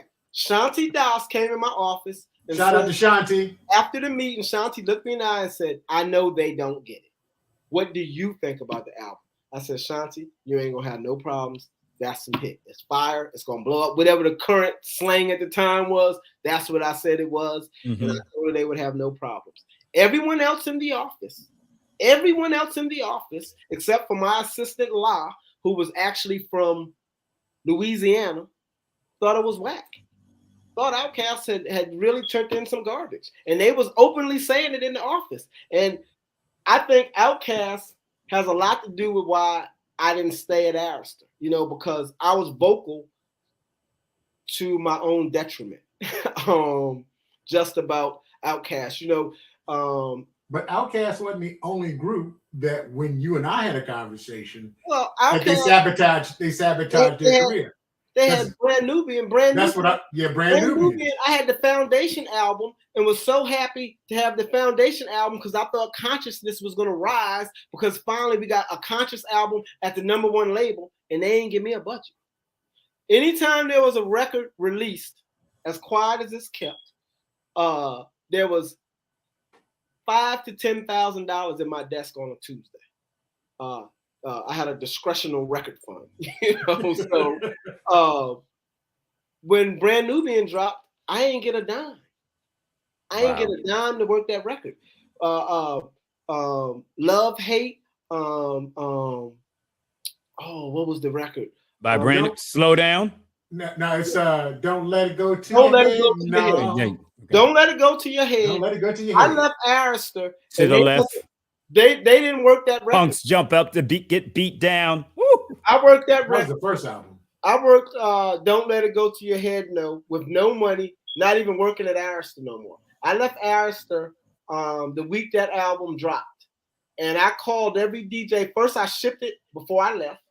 And then I called on every DJ, even though I was not even working at Arista. I put out the building, but I believed in the record and the message, again, to my detriment. I think I was speaking too candidly about Brand Nubian, and I liked Outkast too much. Do you think that the fact that at that time, before Outkast came out, most of the records that were being played on commercial radio stations at that time were East Coast flavored type of songs? So someone like Lionel will hear that song and be like, nah, it ain't gonna work. I would say no, because you got to remember at this time you got Death Row. Yeah. You got right. But you didn't have any song. You didn't have any songs that had that South feel to it. Let me finish. Okay. Sorry. Right. Then Tennessee. What was dude's name? Arrested Development. Right. No. What was the label? The dude Independent in Tennessee. Are you talking about the record label itself? Yeah, it was a dude. Chrysalis? No, it's gonna come to me. It was a brother. They had a label. I thought it was in Nashville, Tennessee, somewhere down south. Who was MJG and 8 Ball signed to? Who was the biggest independent? That must be you going off. I'm sorry. Who was the biggest independent? The biggest independent from Master P. First, we had Master P. You got to remember, the same time Outkast came out, Master P was in New York because the rumor was he dropped. Keeping it. Is it Tony Draper? Tony Draper. Yes. What was they label? Edwin. Man, we got to put Edwin on the show. Edwin is on Edwin is on it. Jeez. Shout out to Edwin. That's my man. That's my big brother right there. Small House. Right. So now you got these records at this time. You know what I'm saying? People, the South, what was truly happening was what eventually happens to everybody. You matriculate up so high that you can't see what's going on down at the bottom, where everything that's happening in the world is happening at the bottom. Ain't too much happening at the top. The flavor, the money trickles down. I asked that question because of that. Lionel may not have been aware of what was happening on the bottom. But here's the thing: if you're the national, the senior vice president of radio promotions, right? Senior vice president of radio promotions, it's not a good look to say that one of the top artists in your subsidiary, that's your underling label, in an office, when you make a statement like that, in the office, it sets the tone for the office.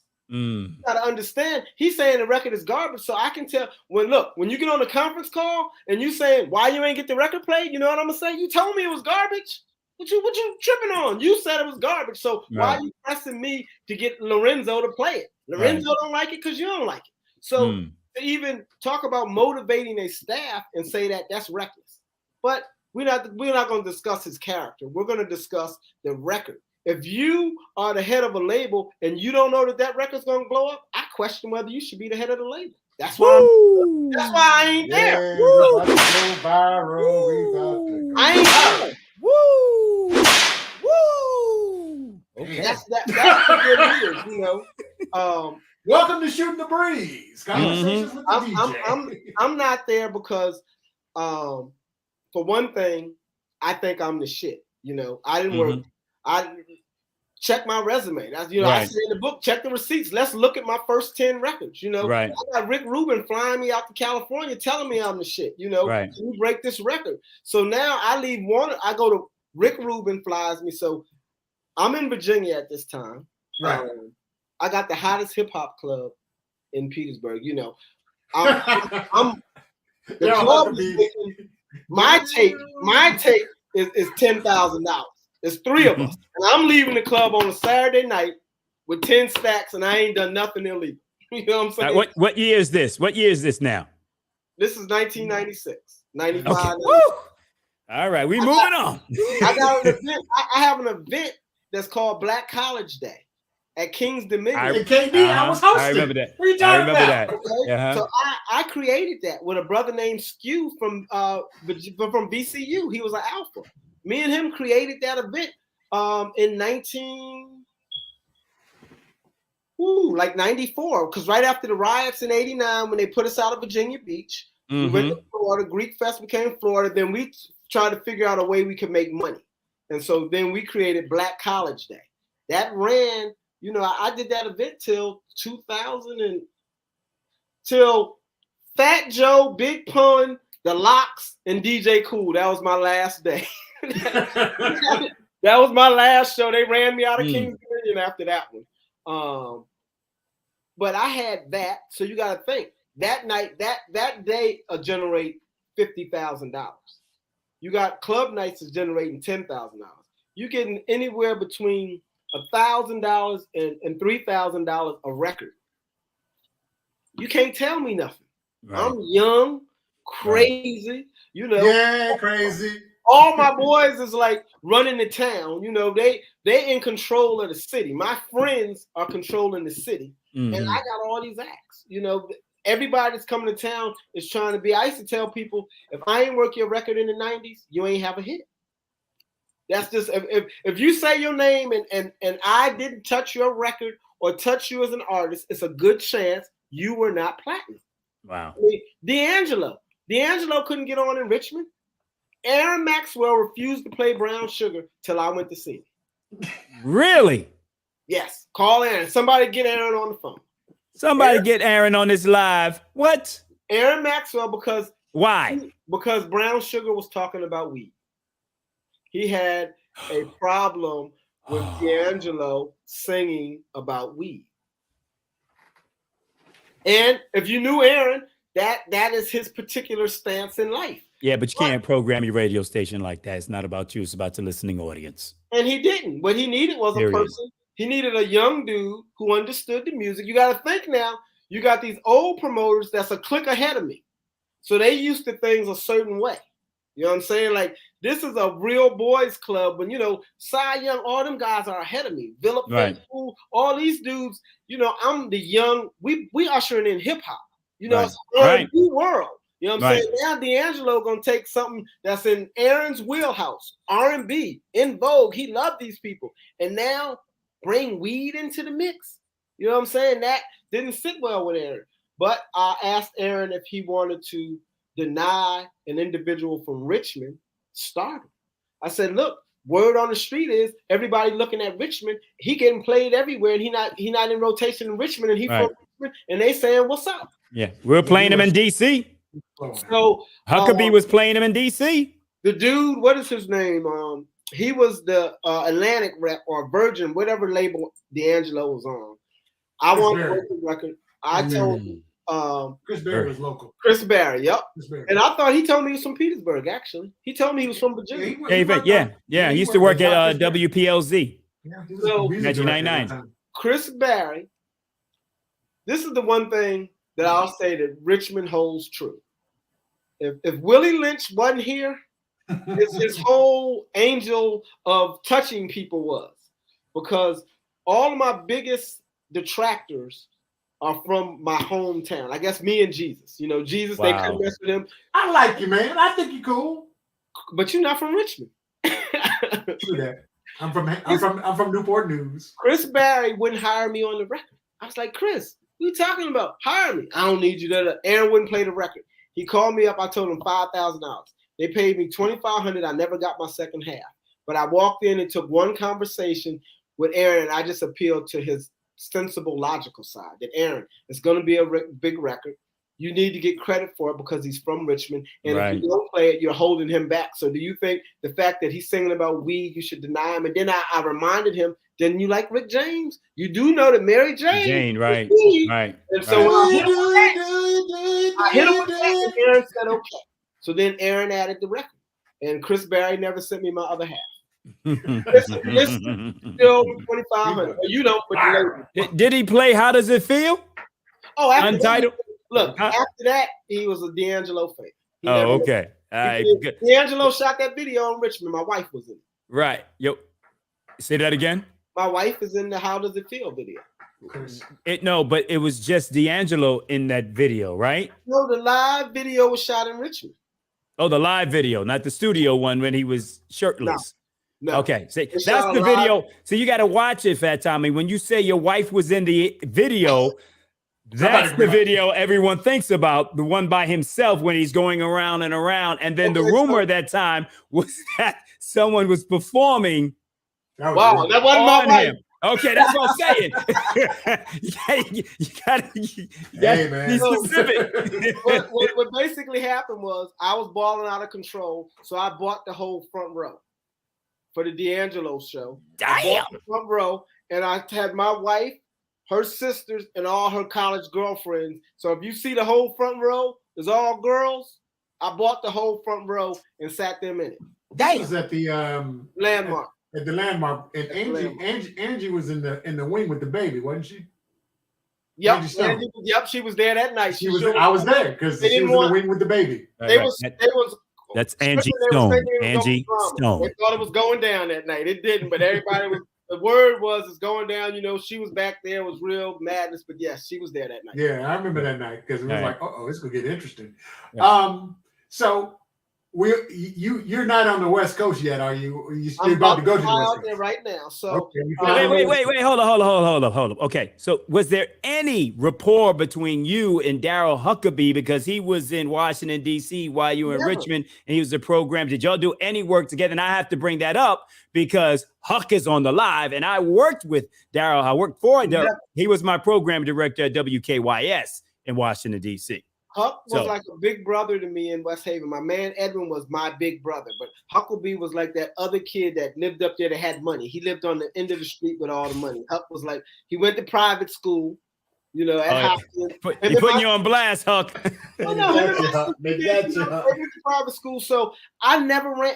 Had I knew Huck was the program director in DC, you thought I was arrogant and cocky then? If my wait a minute. So wait. You never came and hung out with us in DC? Never. At Republic Gardens or Dream in its heyday? You never came through? I hung out at Dream, Love, and Republic Gardens as a person. Not as a music guy. But that doesn't make sense to me. You know why?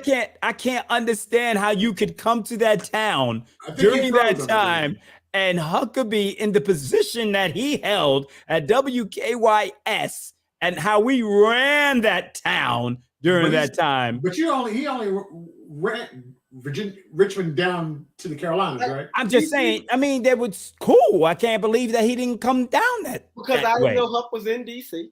Okay. All right. I moved from Connecticut in 1979. The next time I run into Daryl Huckabee is when I have my own label and I go to DC and they say he's the program director. And I go, wow, had I known this 6 years ago, I would have added DC to my, trust me, if we would have knew, if I would have knew that Huck was the head of the radio in DC, I would have probably had Lionel's job because I knew Greg Street. Me and Greg was I knew Greg Street, Ryan Cameron, all these dudes. I knew Polo and everybody in Greensboro and all of that. Had I known Daryl Huckabee at the time, I knew him, but had I known he was at the station, it would have been too powerful. I'm just imagining that. So that's why it's so hard for me to believe. I've always been accused of being cocky. Mm-hmm. Oh, really? I tell you good. This is me what too. I've been called that too. Me too. I tell my children that it's nothing wrong with being confident. What I'm against people telling us to be humble. I heard 19 Keys say that. I was watching a joint and 19 Keys said he'll never tell us to be humble because humble is head down, tucking, and it's not trying to show what you got. And he said something that made me say, I know why I acted the way I did. He said, do you think our ancestors were humble? They built pyramids, 100-foot statues. That's not humble. So humble to me is a trick that they use on us to make us think we're not supposed to say how dope we are. Like we supposed to say we dope. We supposed to be the best. I don't care if you're a doctor. You're supposed to walk in. I had heart surgery, okay? The second time I had heart surgery, they had to put a stent inside of a stent because my stent had collapsed. So they had to put a stent inside of a stent. So I went to MCV Hospital. I got the head cardiologist, head heart doctor, flew in just to do my stent. This dude came in with designer scrubs, him and his whole team. First, a girl, Louis Scrubs. They go in through your groin, right? So this girl shaves me. And then he walks in and all of them got to leave. I said, where y'all going? She said he bring his whole staff. So he comes in, all of them got on designer scrubs. He has a DJ with him. He says, I say, who is that? He said, that's my DJ. What you want to hear? I said, well, this ain't about me. I need you to be comfortable. That's what you want to listen to. But he got a DJ, like a person that controls music for him. That's dope. That's dope. They come in and he going viral. Inside of a stent, they got a 3D camera. The only reason I mention that is because he didn't come in humble. He came in like an artist. Like he came in like I knew he was that dude. He didn't come in as this humble heart doctor. He came in like, I'm that dude. You know, I'm top dog here. And I got designer scrubs. Like everybody else got these blue. He got designer scrubs. His team got designer scrubs. He got a bandana on his head. This man got a bandana. So when he walk in, he look at his DJ. Play my theme music. Right. He said, what music do you want? Dude goes in the back. It's a glass window like a booth. Like to me in my mind, I'm going, I know I got the right person because they got like a DJ booth in my mind over there. They don't know I work records. So in my mind, I'm saying this is a sign from God that I'm going to be okay. You're going to be all right. So I know that humble ain't the way it is. I feel you. Just look at our counterparts. Barack Obama came into the White House humble. Did George Bush come in humble? How about Donald Trump? He the dumbest man alive. Did he come in humble? Oh, no. Yeah, a long way from that. Right. Yeah. So why would we tell our children or any generation to come into anything humble? Humble means you scared. See, I wasn't never scared because this is what I would say. My job said I had to get 16 stations or 1 million in audience. Okay. If I couldn't get 16 stations, I could call Greg Street and beg for a 6 o'clock spin. Because if I get Greg and a couple of the Carolinas, I got my audience. I got 1 million in audience between Atlanta, Greensboro, Charlotte. You know what I'm saying? So just give me 3. I don't make the 16. But I would challenge any of the people that I work for to dare say I never made my records get where they were supposed to be. So I passed them on to you exactly where they were supposed to be. It doesn't matter the record, including Chino itself. I walked Chino up the line. That's what made Rick Rubin. Nobody else in the country could get Chino up? Yeah, I'm trying to think of the record. It was a remake of a rock band. I remember Chino. They shot a video and he walked on water on the video. but nobody could get it played but me. So Rick Rubin flew me out there because he wanted me to he wanted to know if I could break the record. And Dan Charner, shout out to Dan. Dan had me work the record because a dude from the Arista street team, he was on the street team with us. And he got a job at Deaf American. All he did was, and he told me this so I could say it, he got the company card and charged up all his studio equipment to build a studio and quit. That was like his thing. He was like, I just wanted a job long enough to get a company card. Because, when you had company cards, when you worked at Warner Brothers, they gave you an American Express. Right. You had an American, it ain't had no limit. If you go to Arista, they give you a Diners Club. But they give you a envelope weekly. Right. At Warner Brothers, I'm going to say they didn't condone payola.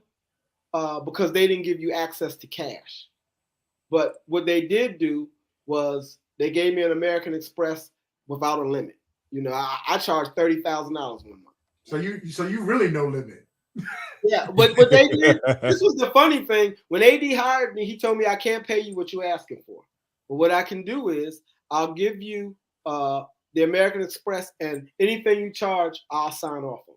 I mean, I the great A.D. Washington. The great A.D. Washington. A.D. Washington, yeah. Well, he really taught me the record business.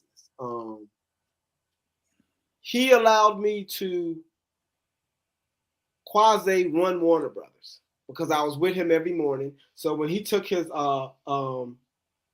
team calls, with all the radio reps, right. I was in the room. He had it on mute. He was asking, like, literally, the stock market was crashing. AD was watching his money go away. So all of that record stuff, he allowed me to learn a lot during that time. I remember Bill Clinton called and he didn't take his call. He was like, they said the president. I was like, the president of where? He was like, the United States. And I was like, AD, and he was like, he don't want nothing but to play golf. Tell him I'll call him back. Like, literally. He didn't take a call from Bill Clinton. I had no idea. I had no idea he was that close to Bill Clinton. Well, he's from Arkansas. That's right. AD told me he had way more money messing with the Rockefellers. They owned a mountain in Arkansas, and they made Clinton governor, and then president. He said he got his start encouraging people to vote. He had a suitcase of money that he passed out to get people to vote. I'm going to stop short of calling it buying votes because I'm going to say he handed out money. He never said buying votes, so I'm not going to say buying votes. Right. He handed out money. Then we shouldn't say that. Right. He encouraged people to vote with money. So he said he saw way more money in politics than he saw in the music business. Okay. He said. So when they brought me out there, I first went, my first label was Deaf American. But I wasn't working there. They had me on retainer for $5,000 a week. Right. So I go in, I go over to AD, proud. AD, I did. He said, how much you get? $5,000 a week. He said it was worth $20,000. I went, what? So what they paid me $5,000 a week for that I thought I was getting over, AD said, he hurried up and shook your hand, didn't he? I said, yeah. He said, because it was worth $20,000. 20 grand a week. That's what I should have been paid. That's what AD said. He said I could have easily asked for $20,000 a week. I asked for $5,000 and they accepted. So that was my first lesson about music and how much money there was being generated.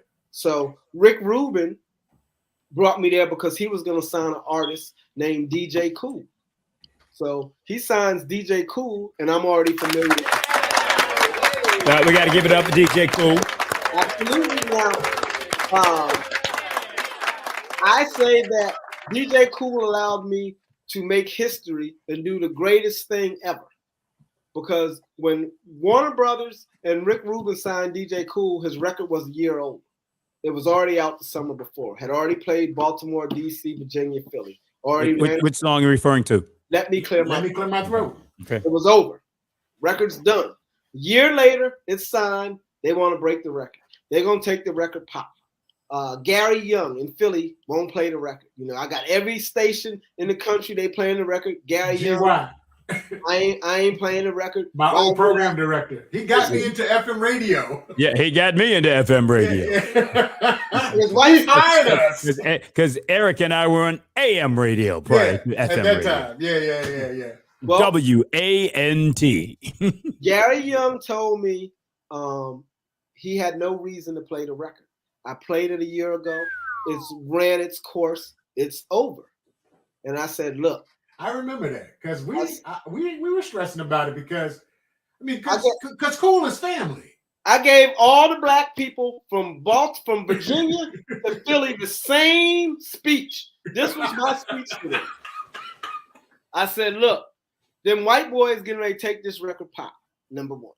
Number two, they killing me in the office. Like, the brothers ain't supporting them. You know, this is shit they was saying. The Dedea brothers, as much as I love Mark Dedea and the Dedea brothers, they used to say the most racist shit ever. Like, you know, they wasn't calling us brothers. The brothers ain't supporting, you know, but they didn't say that. They would say, what you gonna do? What they gonna do? This supposed to be your stuff. Ain't you from the East Coast? You know, all of that. Right. The reason I say I love them is because I was in the bathroom in Hollywood and waiter came in. Thank you, Tommy. Oh yeah.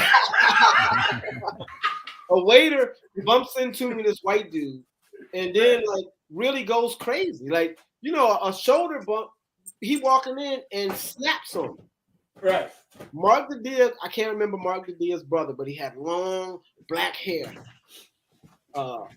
Came as close to beating the brakes off of a white dude in a bathroom than I ever seen in my life. Okay. And basically, he was like, I know we give you a hard time, but can't nobody else give you a hard time. Like that was his logic. Now, yes, they gave me a hard time. I say that Rick Rubin was, in my estimation, the best label I ever worked at. Okay. If Rick Rubin called me anywhere and asked me to come to work, I would go to work for him. And I only saw him twice, maybe 3 times my whole time there. But what Rick would do is he'd bring masseuses to the office on Friday and give everybody a free massage. Go ahead, Rick. If you work there, execs, they could get acupuncture. You know, Rick would, anything that was homeopathic, Rick would take care of you for. Okay. So he was to me genuinely concerned about the art form. Right. Genuinely concerned about the people who worked for him. And that is what I took from Rick. He was, and again, I only got to talk to him like 3 times.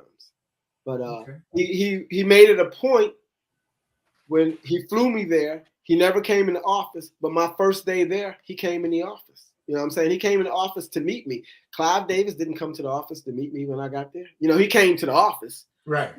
But he didn't come to meet me. Phil Quarterly, when I got to Warner Brothers, he didn't come to meet me. You know what I'm saying? Like these presidents never came to meet me. Rick Rubin was probably richer and more powerful than all the people I worked for. Right. But he took a genuine interest and sat down and talked to me. So I happen to like Rick. Dan Charnas gave me my first real paycheck. You know, I like Dan Charnas. I remember Rick Rubin and Dan Charnas them. I wouldn't say set me up. They gave me an envelope and told me to take it to Funkmaster Flex. So I go to Flex's office. I'm in New York. I go to Flex's office. Now, mind you, I have to fly in because I don't live in New York at this time. I fly in. You're still in LA, right? Yeah. I fly in. I got to wait an hour. An hour to get in. I finally go in. I give Flex the envelope. I don't know what's in the envelope. You know, I hand him the envelope. I'm leaving. That was my job. We speak. Boom. I tell Flex, we kind of know each other because I had I wanted a record played one time, and I drove to New York, and he was DJing, and I waited till 5 a.m. when he came out the station. He came out the station like 5 o'clock in the morning. I was behind his car. And, he got out, and I walked up on him like, yo. He was like, I told you I was coming up, and he had told me to come, but then he didn't know. Well, he said he didn't know. I don't know. Door was locked. I can't get in. No doorbell after hours. So I sit there all night till he get off the shift. He come out at 6 a.m, and then he plays the record because he feels bad that I sat out there all night. So when I give him the envelope, he thanks me. I remind him that we know. We have some small talk. I leave. Right. I call Dan and he says, did you give Flex his money? I said, what money? He said, that was a check for $10,000. So I turn around now because I go back to Flex and I go, damn, that's fucked up. And he go, what? I said, a nigga come all the way up here from Virginia, California, wherever to bring you a check. Y'all don't speak to me. You sit me in the hallway for an hour. No one says hello or offers me a drink of water. And I find out I'm giving you $10,000. I said, that's far. Where I come from, that's fucked up. Like that was my, so that explains why I never got records played by Flex. But damn, that's what I said to Flex. Like that's fucked up that you would have somebody sit and wait, and you know that it's a check from American, and you know Dan. Dan is like Funk Flex's man. They like friends. So you know I'm here for Rick Rubin and Dan Charnas, and you know I don't know what's in the envelope, but I got a certified check for you, a cashier's check, and you treat me like I'm not worse than a delivery person because you don't even offer me no water. He had what was it, Big Dog Promotions or something, I believe it was Big Dog Promotion. So that's for the company. Actually, I'm joking when I say he never played a record because through that conversation, everybody in the office became very close to me because they thought I was the craziest dude ever because you just gonna walk back in here and cuss all us out like we won't fuck you up in here. That was literally how the conversation went. I was like, this is what it is. I'm just going up here to state my truth. And it never turned, we never cussed, fought, or nothing. I had a lot of real man-to-man conversations and was too dumb to know that I was supposed to be kowtowing or being like you special. I didn't treat nobody special. Right. None of the artists. I treated everybody like they was grown-ass men and women. And that's how I regardless of their position. Right. Yeah. I mean, including the presidents. I remember at Warner Brothers, they told me it was a dude that worked at Warner Brothers who flew in and he was supposed to be a racist. He don't talk to black people. That's what they said. So I went and got me a Heineken and went right over there to him and said, hey, how you doing? Held out my hand because we had a luncheon with the president. Now tell me he's not gonna speak to me. Y'all just tell me he's racist. I bet you he'll shake my hand. I walked right over. You know what he did? Shook my hand and said, "How you doing?" You know why? Because you know who in that room. He can't diss me in front of the president of Warner Brothers. He can't act racist because you know what I'm gonna do. I'm gonna sue him. please call me a nigga that day. I'm waiting. I'm gonna do it. So I made it a point also, and I tell my students this. I make it a point to wherever I get a job. When I got a job at Warner Brothers, I got on the president's agenda. I went to a secretary and said, I need 20 minutes with the president. They said, for what? Because I work here and I want to meet the president. Okay. So I go in, I introduce myself, shake his hand, talk to him, and let him know I exist. Same thing when I got to Arista. I went right, set appointment, right to Clive Davis. And then what I found about us, my experience is everybody is scared when they give people these God titles. You know, we call Clive a God. You know, I don't, but people in the industry swear he's a God, so they give him these titles. And I think the titles are ill-afforded and misrepresented. Clive Davis is the person who commissioned the Harvard Report on soul music. That caused soul music to take over soul music for Motown and all of them, for Motown to get bought out, for Stax to get ruined, for Star and Sun Records to be put out of business. That was Clive Davis in the Harvard Report. Then you think about hip hop, and I look right at it, the exact same practices that were implemented in the Harvard Report you could see in hip hop. The rules say this: hire all the best of them and fire them. Hire all the best execs, all the best street promoters, get them all under your wing and fire them. Don't matter how much money you give them because you're going to fire them. Sign the best talent because it don't matter. Sign everybody. Buy up all the labels because they play in the long game. So if you go back and look, I got the How Can I Be Down? There was at least 100 independent labels during How Can I Be Down because they all listed in the book. How many of them are here now? I say that if the Jews control the music industry, they didn't steal it. They bought it. We sold it. It all started with Sylvia Robinson. If we had come together back then, yes. Right back then, had we come together, had she created fair contracts from day one. It's like, you know what? Here's a genre of music where I can uplift my people. And everyone could have been under that umbrella. But yet and still, those contracts were not fair. This is what happens. And I've seen it because I've been inside. What happens is this. When you get fucked right out of your contract, that becomes the norm. So then when they tell you, see, this is how they get most artists. Shout out to Outkast and Goody Mob for not doing this. The reason I love them is because Outkast didn't allow Goody Mob to make the mistakes they made. Mm-hmm. I remember when I was with Goody Mob, they asked me, who paying for lunch? Because I said, I got it. He said, is that coming out of our budget or your budget? Because Outkast already had their first Outkast had their first audit, and they realized that they were paying for their hotel rooms. Once they realized they were paying not just for theirs, for ours. You know, that comes once you get a PO, you put that artist PO on there, and all your bills is funneled through their account. Outkast told that to Goody Mob. Right. So I say that to say this: when fucketry becomes the norm, then when we get in position, let's say 100 years down the road, that white people actually evaporate from the planet because they saying they're leaving, and we're all race mixing, right? If they leave the planet, the fuckery is not going to go nowhere because the people that are matriculating up are doing the exact same thing as the white they did to us. About. Right. So when you become, and I'm not saying Puff Daddy did this, but when you become a Puffy, who you really can't blame him because he was just a subsidiary of Arista. So his contract ain't his contract. His contract is Arista's contract. So he allowed, if he got fucked, he allowed all his artists to get mistreated because it's the same contract. So nobody came in the industry and said, these contracts is fucked up. We need to not do business like that. Right. That's the problem. Everybody, when they got on the inside, they just fell into suit. Yeah. That's what they did. They became worker bees. Like hip hop to me was about rebellion. We was anti-establishment. Right. We sure were. Yeah. Exactly what happened in I'm Gonna Get You Sucker happened to hip hop.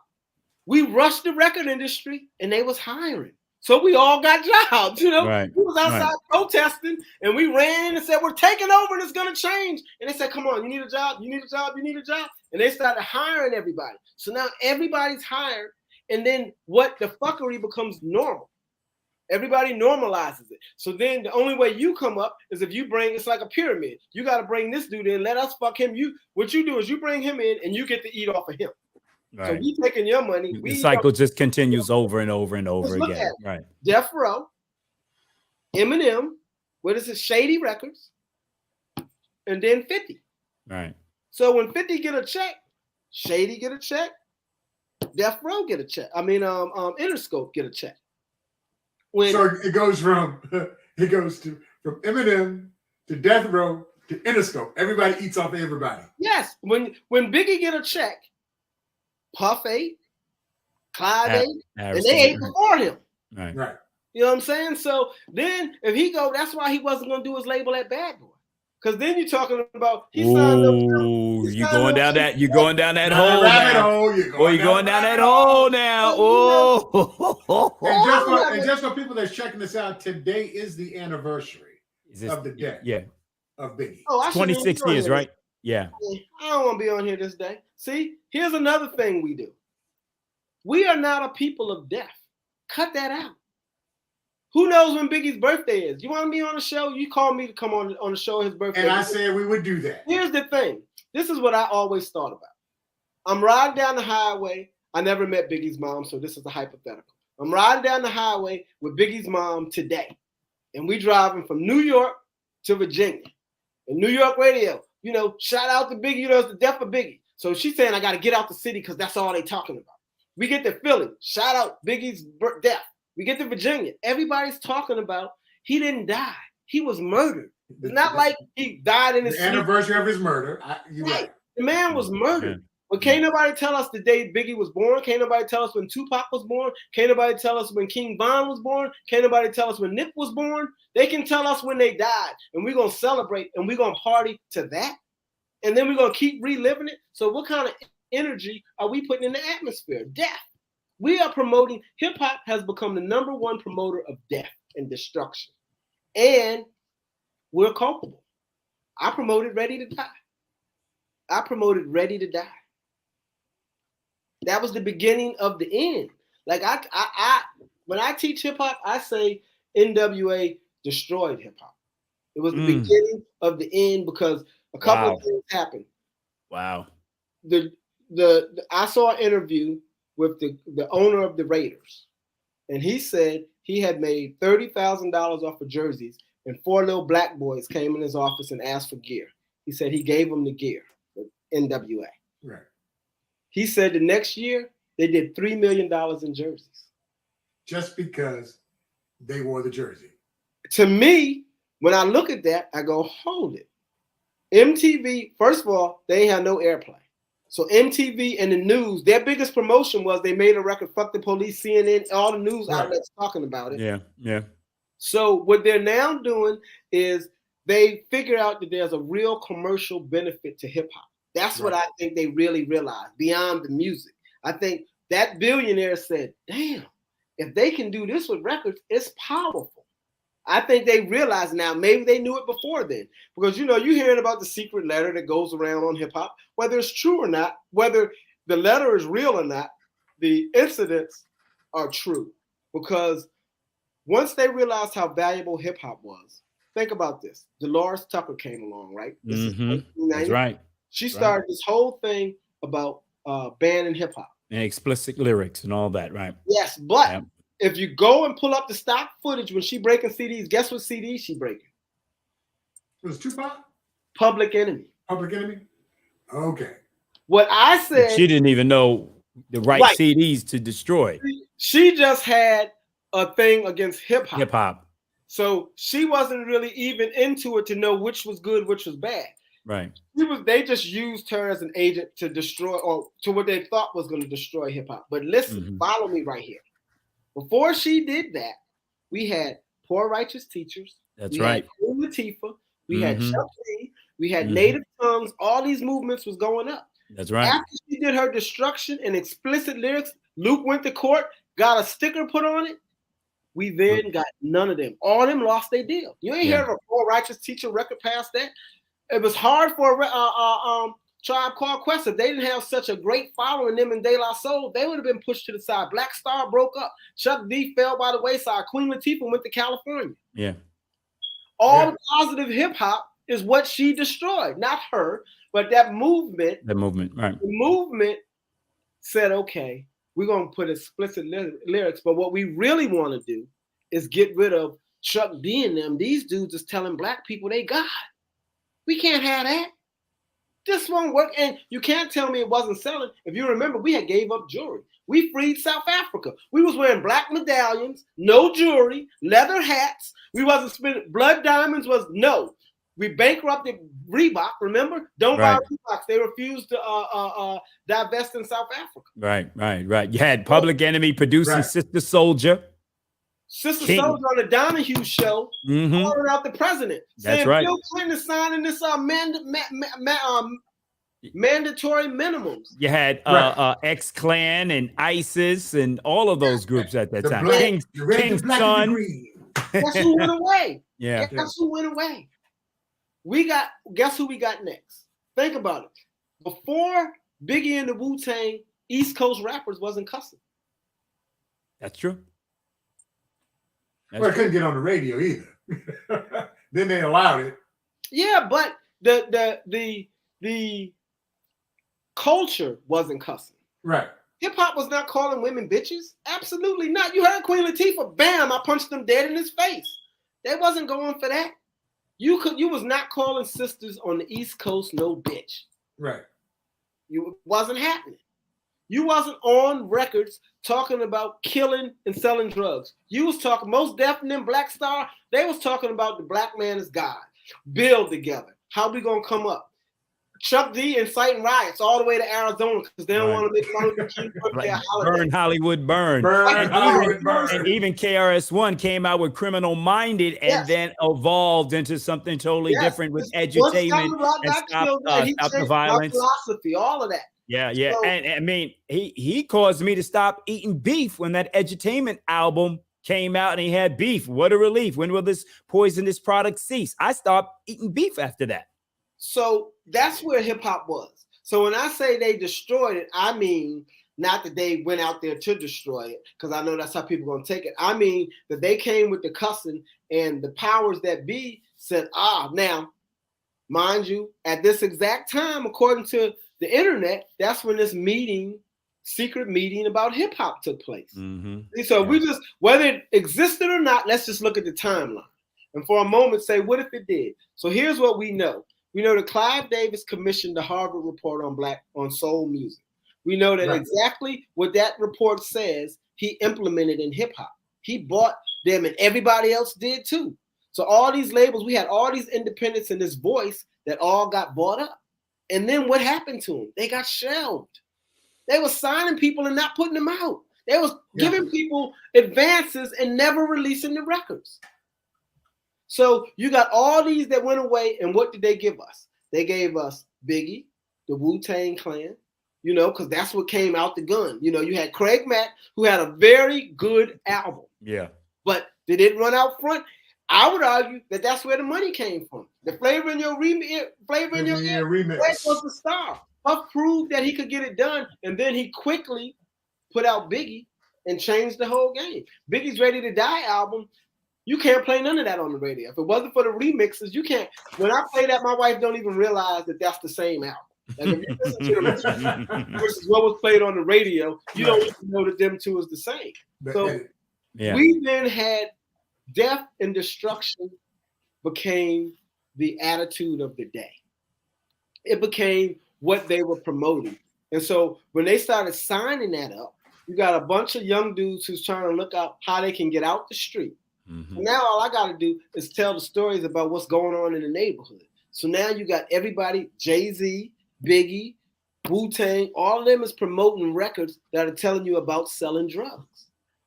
And that's what's flooding our community. Now, at the time, my dad was saying, what's it going to do? And I said, it ain't going to do nothing. It didn't do nothing to us. I'm grown. Right. Look back now, take the last 23 years. You ain't heard but two positive records. One is by Kendrick Lamar, the other one's by J. Cole. But if you look at all the rest of the music this program is death and destruction. Right. And that's especially now. Especially now. Yeah. And now, and to piggyback on what you were talking about on the record industry side, on our side, then you had President Bill Clinton signing the deregulation bill. Right. So once he signed that bill, then you had the opportunity for radio and television stations to be able to own more than one entity in a particular market. Yes. So then therefore that killed off the mom and pop radio stations. And now you have your conglomerates where they control all of the radio stations. So they control the playlist. They control, what DJs can play on the radio, unless you're a mixer right now, you can't play anything on the radio. So once Bill Clinton signed that, they don't get that either. It was a right. Yeah, some of them even get a list now. But once Bill Clinton signed that bill, that's what changed the game totally. I think along with what happened with the music. Bill did us a justice and an injustice. Yeah. He did us a justice because if James Brown were alive, he'd be happy. Because, James was buying up his radio station. They wouldn't let him own two in the market. So James Brown would say it's a good thing. But you look, Kathy Hughes would say it's a great thing, because she then got to own, I guess she's like number one. Yeah, but that's one individual. One. Yeah. That's just one. But she has 300 stations or 50 stations, whatever it is. If that is, and it's crazy because I think she's released in every major city, right? No, she's not in New York. And she's not in LA. She's in Atlanta. Let's go. She's in most secondary markets because it's more. But that's just one owner compared to before the deregulation bill. You had more owners. Yes, you had James Brown. You had all these. We had a bunch of. I used to go to Tyler, Texas. The radio station was in a trailer. Mm-hmm. Right. You could go in there and get your record played. Like you had. So corporate radio, I would say, had a lot to do because now if you go back and look now, think about this. If we have the private prison industrial complex, the privatization of jails, and you're saying that record companies are now the word is record companies are investing in private jails. So now they have an interest in promoting negative music. That's what they're saying. I mean, Lazy Bone did a whole thing online about it, or Crazy, one of them, Crazy or Lazy. But the point is, one of the bones. People argue that the letter is not real. And that's the same argument that they gave us about Willie Lynch. And I keep trying to tell people we shouldn't focus on that. What we should focus on was the message real, was the content accurate. Yeah. Because they did invest in private jails. And so maybe they didn't push the music. Maybe the music naturally went that way. I find it hard to believe, but maybe it did. But see, then I have to say we have to take ownership, because we don't have to give it to them. We don't have to go out there and act a fool for them. Just because my analogy is if you walk out your front door right now and it's 5 keys of heroin in front of your house, Lorenzo, what you gonna do with it?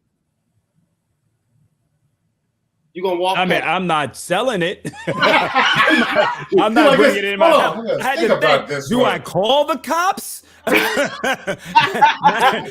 don't know. Right. The one thing I know you're not gonna do is you're not getting ready to come up. You're not getting ready to go. Right. But I don't even know if I'm gonna call the cops. You know what I'm saying? The point is a suspicious package on my front door. Yeah, exactly. We don't have to promote the negativity just because it's in front of us. And then right. I kind of always say that we should hold Kathy Hughes and her son, we should take them to task, because Radio 1, for all practical purposes, is black radio.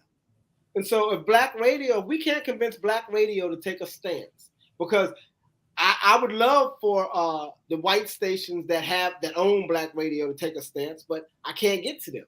So the one black person that we have that owns the station, even if it is one, we have to have her hold a hard line. And she owns at least 30. She has to hold a hard line, but then she's going to tell me I can't compete, Tommy, because, they just going to turn and listen to Q94 or whatever. They're going to turn the station. So we have to agree as a people to support her so that she can not support the bullshit. We don't even know what are the percentage of the radio stations she still owns. Is it 51%? Is it 51-49? But it is definitely. I'll say that right there. Yeah, that right there. Hold on, I googled it. This is what I think it all ended. This is when it ended. This is when it ended for us. When we decided that call out research was better than people's ears. Oh God! Don't. How in the world you got me arguing with call out research? To me, straight up, call out research is some stuff that people who don't know music use to tell us what music is good. Well, that's when they started bringing in the white consultants program Black Radio. How I got to get on? How Mary Catherine got to put my record on a list before anybody can play it? How is that? No, that was her husband. 80 years old. That was her husband, Alan Sneed. How is it that Jerry Clifton? How is it that a white man, at least 50 years old, man or woman, right, 50 years old, is going to decide the list and then say that's going to payola? What I would say is this to all those that's listening: it didn't end payola. It just got Mary Catherine paid. That's all it did. The money ain't changed. You think people stopped paying? Do you think that record companies decided that they're going to play fair and get on the list? Do you think they said, "Oh, we have to really go talk to Mary Catherine"? No. They said, Mary Catherine, what do it take to get on the list? And whatever she said, that's what they did.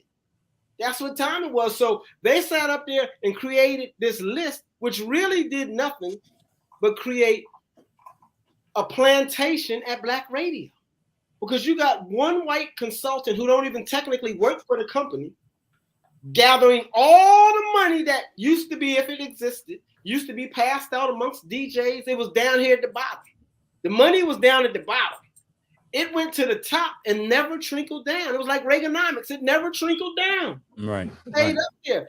You had her making a list that decided what we're going to listen to. So, we says hide and hurt. So somebody thinking and hurt. Okay. Well, who, Huck? Who, Huck? Who? We don't work for them anymore, huh? Come on. All I can say is this. I don't know who controls the list. I don't know how the list came, but the list they claim was dominated by call-out research. All I'm saying is that, Lorenzo, do you have ears? Do you got two ears? And I had ears. And when I worked at a radio station where I had the power to play what I thought was a hit, I would play it.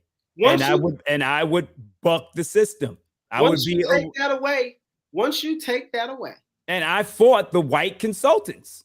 Trust me. But I had a program director who had my back when I was in that position. So look, hey, you better be right on this record. I said, I'm going to trust my gut. I'm going to trust my ears.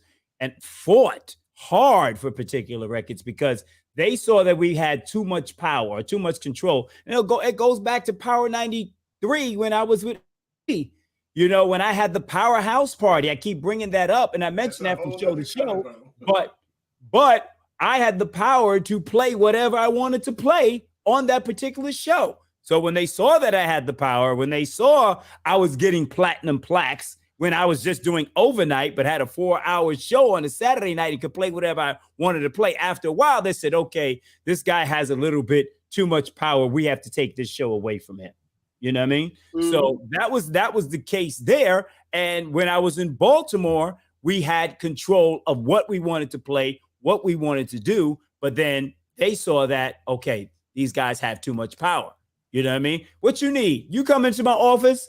When we were sitting there, what you need, Fat Thomi? Okay, you need 5 spins? I got you, bro. Right. Hey, they're going to be overnight. You know what I mean? And then I'll move it in the regular. But it was all about the relationship. You know what I mean? And if it was whack, I'll tell you it was whack. You know what I mean? But if I need to help you out, I'd help you out. That's too much power. And when they saw they had too much power, that's when they had to bring in the consultants. I understood the overnights. I cut my teeth with the overnights because, you know, I could get them. They could give me a spin an hour between 4 a.m. and 6 a.m. at 2 to 6 a.m. an hour.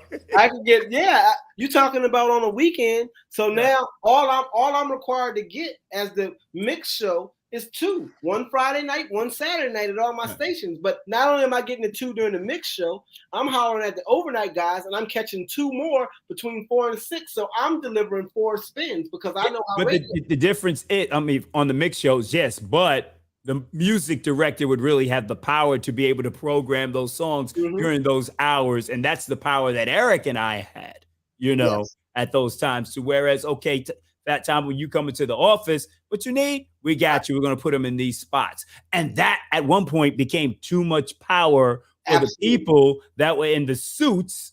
Yes, when they got rid of Eric Lee, so they had to take that power away from us. I literally cried when Eric left. I cried because I knew it was going to be, it wasn't going to be good. I mean, call out research, lists, all of that is control mechanisms that we don't need, that destroy. Because now, when you tell me, did they purposefully bring drill music and promote death? I would go yes, because they're the ones. If they have a list and they're putting death on the list, then I can blame them. You know what I'm saying? Right. I can blame the person who creates the list for doing that. I jokingly, this was a joke. You know, I tell some good jokes. I said that to bring up Young Thugger, just to shift a little bit, they charged him with a RICO statute, right? And my students argue that he should be free, just on a side note. But I argue that if the prosecuting attorney wants to set the tone to say she's really doing something and she's trying to clean up hip hop, she should have charged the owners, because Young Thug didn't shoot the video. He didn't pay for the video. He didn't pay for the studio time. So when you start looking at a RICO charge, we're talking about a RICO charge. Kevin and Leon? Yeah, absolutely. You know, wait. I watched the trial. Kevin Lyle said this on the stand. I saw it. My money is his money. He was a little kid when I met him. I helped him set up the label. I would vouch for him. I'll put up my own $1 million to let him out. If he was anywhere else in America and he came into Southside Richmond and told the judge that Fat Thomi's money, I'm there on a RICO charge, and he say, Fat Thomi's money is my money, the judge would say, bailiff, take him into custody. He just said his money. That means you are part. She's saying it's a RICO charge. That means that they all conspired. So who distributed the record? Who distributed the video? Who shot the video? You saying they not comparable at all? Like Young Thugger wouldn't be a star if it wasn't for them. He said it on the stand. So if he made him a star, and YSL didn't exist before he had before he was signed. So now the gang that y'all saying didn't exist before he had a record deal. If I was his lawyer, I would tell him to go in there and do like dude did in New Jack City. This is bigger than me. I ain't the man. I am a He's the man. And he said it. No one wants to have a conversation about are the record companies comparable at all. Because if they're paying you to talk about killing people, then they're inciting you. It's like it's you hiring a hitman. If I hire you to kill my cousin, then you get charged. So if I hire you to make a record about killing my cousin, and then I charge you, then why don't you get charged with? I hired you to put out the record. I paid you to put out that record. I paid you to put out that record. Several of them. Boy, you're bringing a whole lot of knowledge in there and making people think.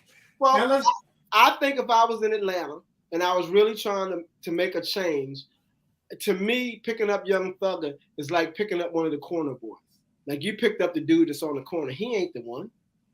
Picking up Young Thugger, when you have a man telling you that they made millions off of his product, at least bring him in.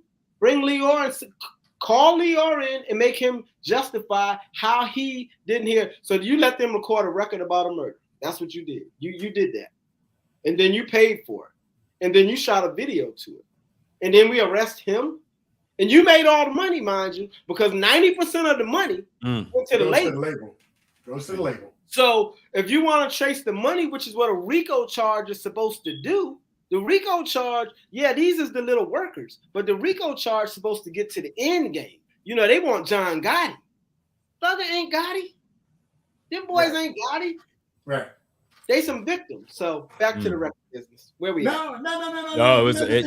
It's all part of it. You just you've been hinting at it a couple of times. So let's talk about it. You talked about your students. Now, you say, well, how does he have students? As much as we've been bumping our gums talking about the music industry and the fun things and the crazy things, you are an adjunct professor. Yes, sir. At Virginia Commonwealth University. Yes, sir. VCU. Yes, and sir. you are teaching hip hop. Yes, sir. And I never went to college. And he never went to college. Never went to college. Now, for the folks, I mean, the show is running long tonight, but we got good content. And so we're going to keep rocking if it's good with you guys. Tommy, Lorenzo and I went to Virginia State University. Okay. Tommy lives in Petersburg, where our college, our HBCU was or is. Yes. And we love our HBCU. Yes, BSU all day. That's how we ride. However, Tommy is a good friend of mine, so we have conversations. Tommy is at a predominantly white institute teaching hip hop. Yes. But there was an opportunity for him to do this at my beloved alma mater. Oh, you're kidding me. So Tommy wrote the curriculum. I wrote the curriculum. The way I got to VCU is I wrote a curriculum for Virginia State. The curriculum was born. I looked at Virginia State. I looked at the fact that they had a radio station, and I wrote a curriculum based on what I did in the business and said, this is what we need. I wrote it, delivered it to Virginia State, begged them to hire me. Begged for 7 years. From 2007 to 2014, I begged. I went through 2 deans and 3 presidents. And, every one of them made wonderful promises. The last one, Medulla, it's not really him, but it's Dr. Palm and Kawachi. I sat with them, told them everything I did, presented it to them. Now, they constantly told me they were going to hire me. They never did. This went on for about 3 years. So my daughter runs track, so we work out at Virginia State. So the coach comes up to me and says, hey, we want your daughter to bring the team out on the field, for homecoming. So I go, cool. So, my daughter runs out on the field because she practices there. She brings them out on the field. So we sitting down watching the game. Abdullah comes over to take a picture with my daughter. And he goes, hi, you're her father? I said, yeah, Thomas said. He said, pleased to meet you. I said, I can't tell. He said, what you mean? I said, I done called your office 10 times. I wrote a curriculum for hip hop. I've been trying to get here for the last 5 years. And he said, what? Let me get Dr. Palm over here. He calls Dr. Palm. Dr. Palm comes over. We're going to get to the bottom of this. Long story short, nothing happened. So I'm sitting at home and I said, I'm going to send this to every university in the state of Virginia. I'm going to do it like I did my resume when I was trying to get a job at a record company. I just sent it to them all. Mm-hmm. So I sent it to every university, and 3 responded within an hour.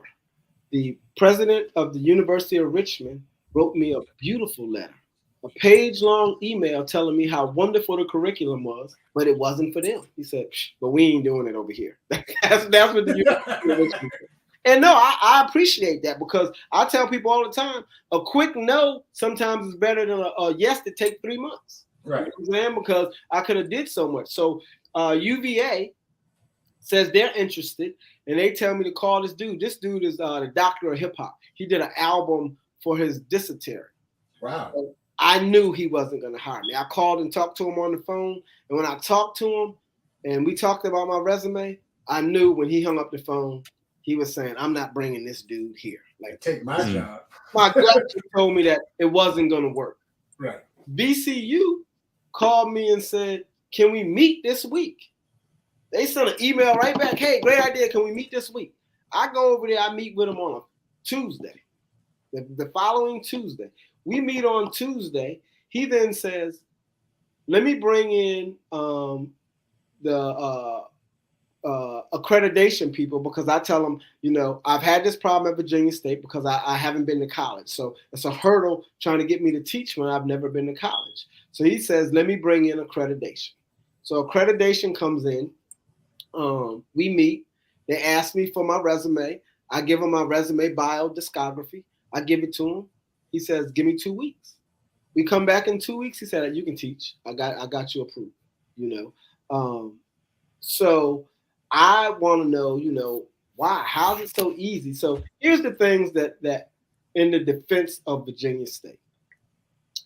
A lot of times, Black institutions or Black people in general are put under the microscope. So we know in America, white people can do stuff that Black people can't do. Okay? Facts. That's Facts. just what it is. So it's never been a personal issue with me. But when I asked what the deal was, I learned this, that I can teach anywhere in America. All you have to do, the only thing they did was create a file on me, put my resume in it, and then justify in writing why I am qualified. What they did was they wrote it and said, we believe that he has a master's equivalent through his work experience. Based on his work experience. They wrote a letter to justify that. So now they wrote the letter? Yeah. VCU wrote the letter, put it in my file. So now I tell Virginia State, so I go back to Virginia State and go, look, I didn't taught at VCU 2 semesters. This should be a no-brainer because it's the same accreditation organization. Like, they're both state schools. Right. Virginia State, VCU, it's called a historically Black college. We don't have no Black colleges. They're mostly state-run unless they're private. VCU, Norfolk State, those are state colleges. Right. So Virginia State being a state college is accredited the same way VCU is.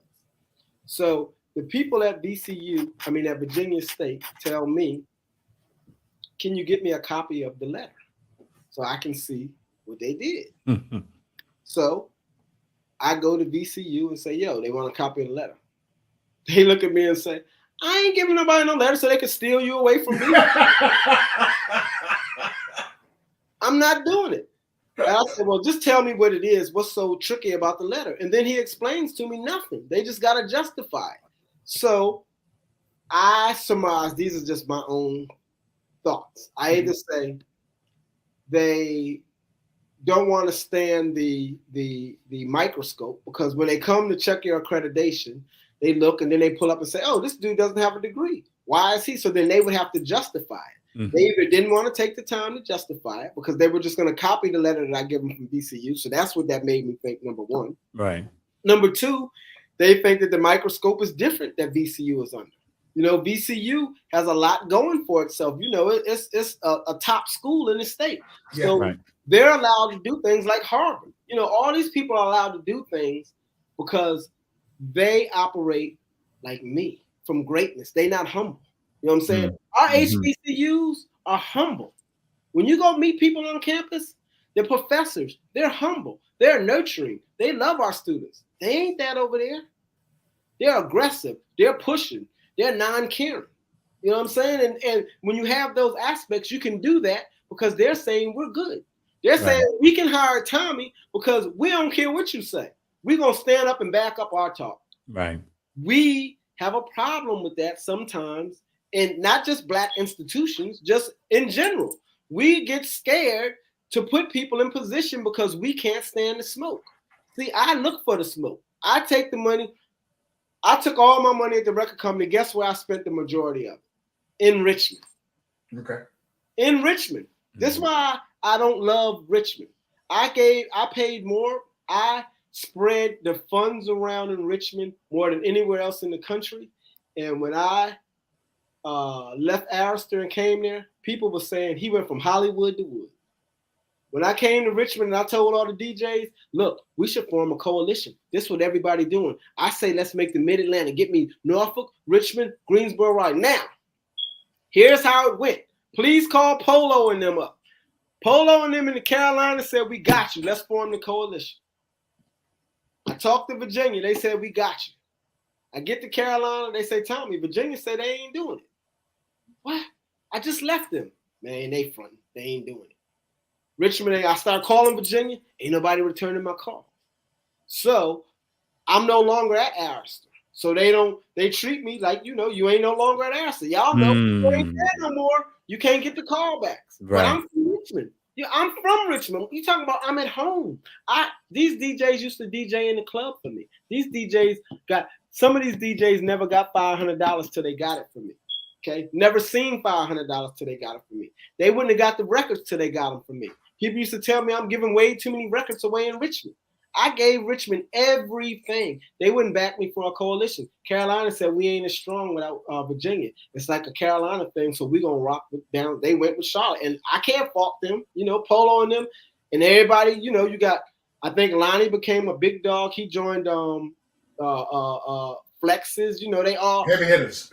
Heavy hitters, street sweepers. You know, everybody joined a New York thing when we had an opportunity to have our own thing.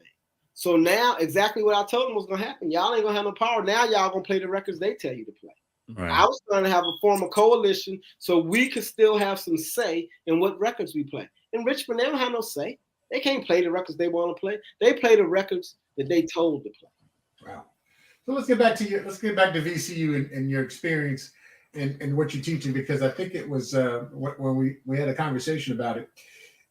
It was remarkable on the curriculum that you had in place. One of the big things in Atlanta, I think it was Jeezy and Rick Ross. They both had orchestras playing their music. I mean, full orchestra, and it sold out every time. And tell the audience that are checking us out right now, what you're doing with the students, how you are treating the university and giving them opportunities, not only from the record side, but the musician and publishing and legal side. How does all that work? So 5 semesters ago, I saw Nas do it. When I saw Nas do it, he did it with the New York Symphony. So I'm at VCU. I'm in the School of the Arts. The School of the Arts, we have an orchestra, we have a jazz band, we have a symphony, and we have an orchestra. So I met with the instructors and said, look, well, first I brought hip hop there. So I'm like really one of the cool instructors. Everybody over there is mad cool. I wanted to do a jazz, because if you take Tribe Called Quest, for example, that's like practically a jazz album. Right. So getting a jazz band involved with that was an easy sell. I told them what I wanted to do was do a symphonic recording with an orchestra and have a student-run label. So I'm trying to get them to start, and they're leaning towards starting a student-run label. And in the student-run label, I want to record symphony recordings of, the records I wrote in particularly, but of hip-hop for a couple of reasons. Because hip-hop now is the dominant music on everywhere. There's pop, popular music is now hip-hop. So why the first top 10 pop records should all be hip-hop? Because pop stands for popular. There's no more music that's more popular than hip-hop. So I don't know how the top 10 pop records, they somehow twisted it. So for those that don't know, and I'm sure the world knows, pop is just white music now. And it has nothing to do with popularity, because then we'd have hip-hop records would be the top 10. Right. That's just the way urban music. When you hear people say urban and you're in these meetings, they want to say nigga. When I'm in the meetings and I'm listening to them talk, I'm saying to myself, they just want to say niggas. They don't want to say niggas, so they call it urban. They call us urban in the movie, in the meetings, and then we go for it. The biggest problem that I saw in the music industry was lack of blackness, lack of black men. And yes, we had black men there, but we didn't have black men who appreciated their blackness and who wasn't scared to stand up to white folks. I think what happens is this. This is what happens.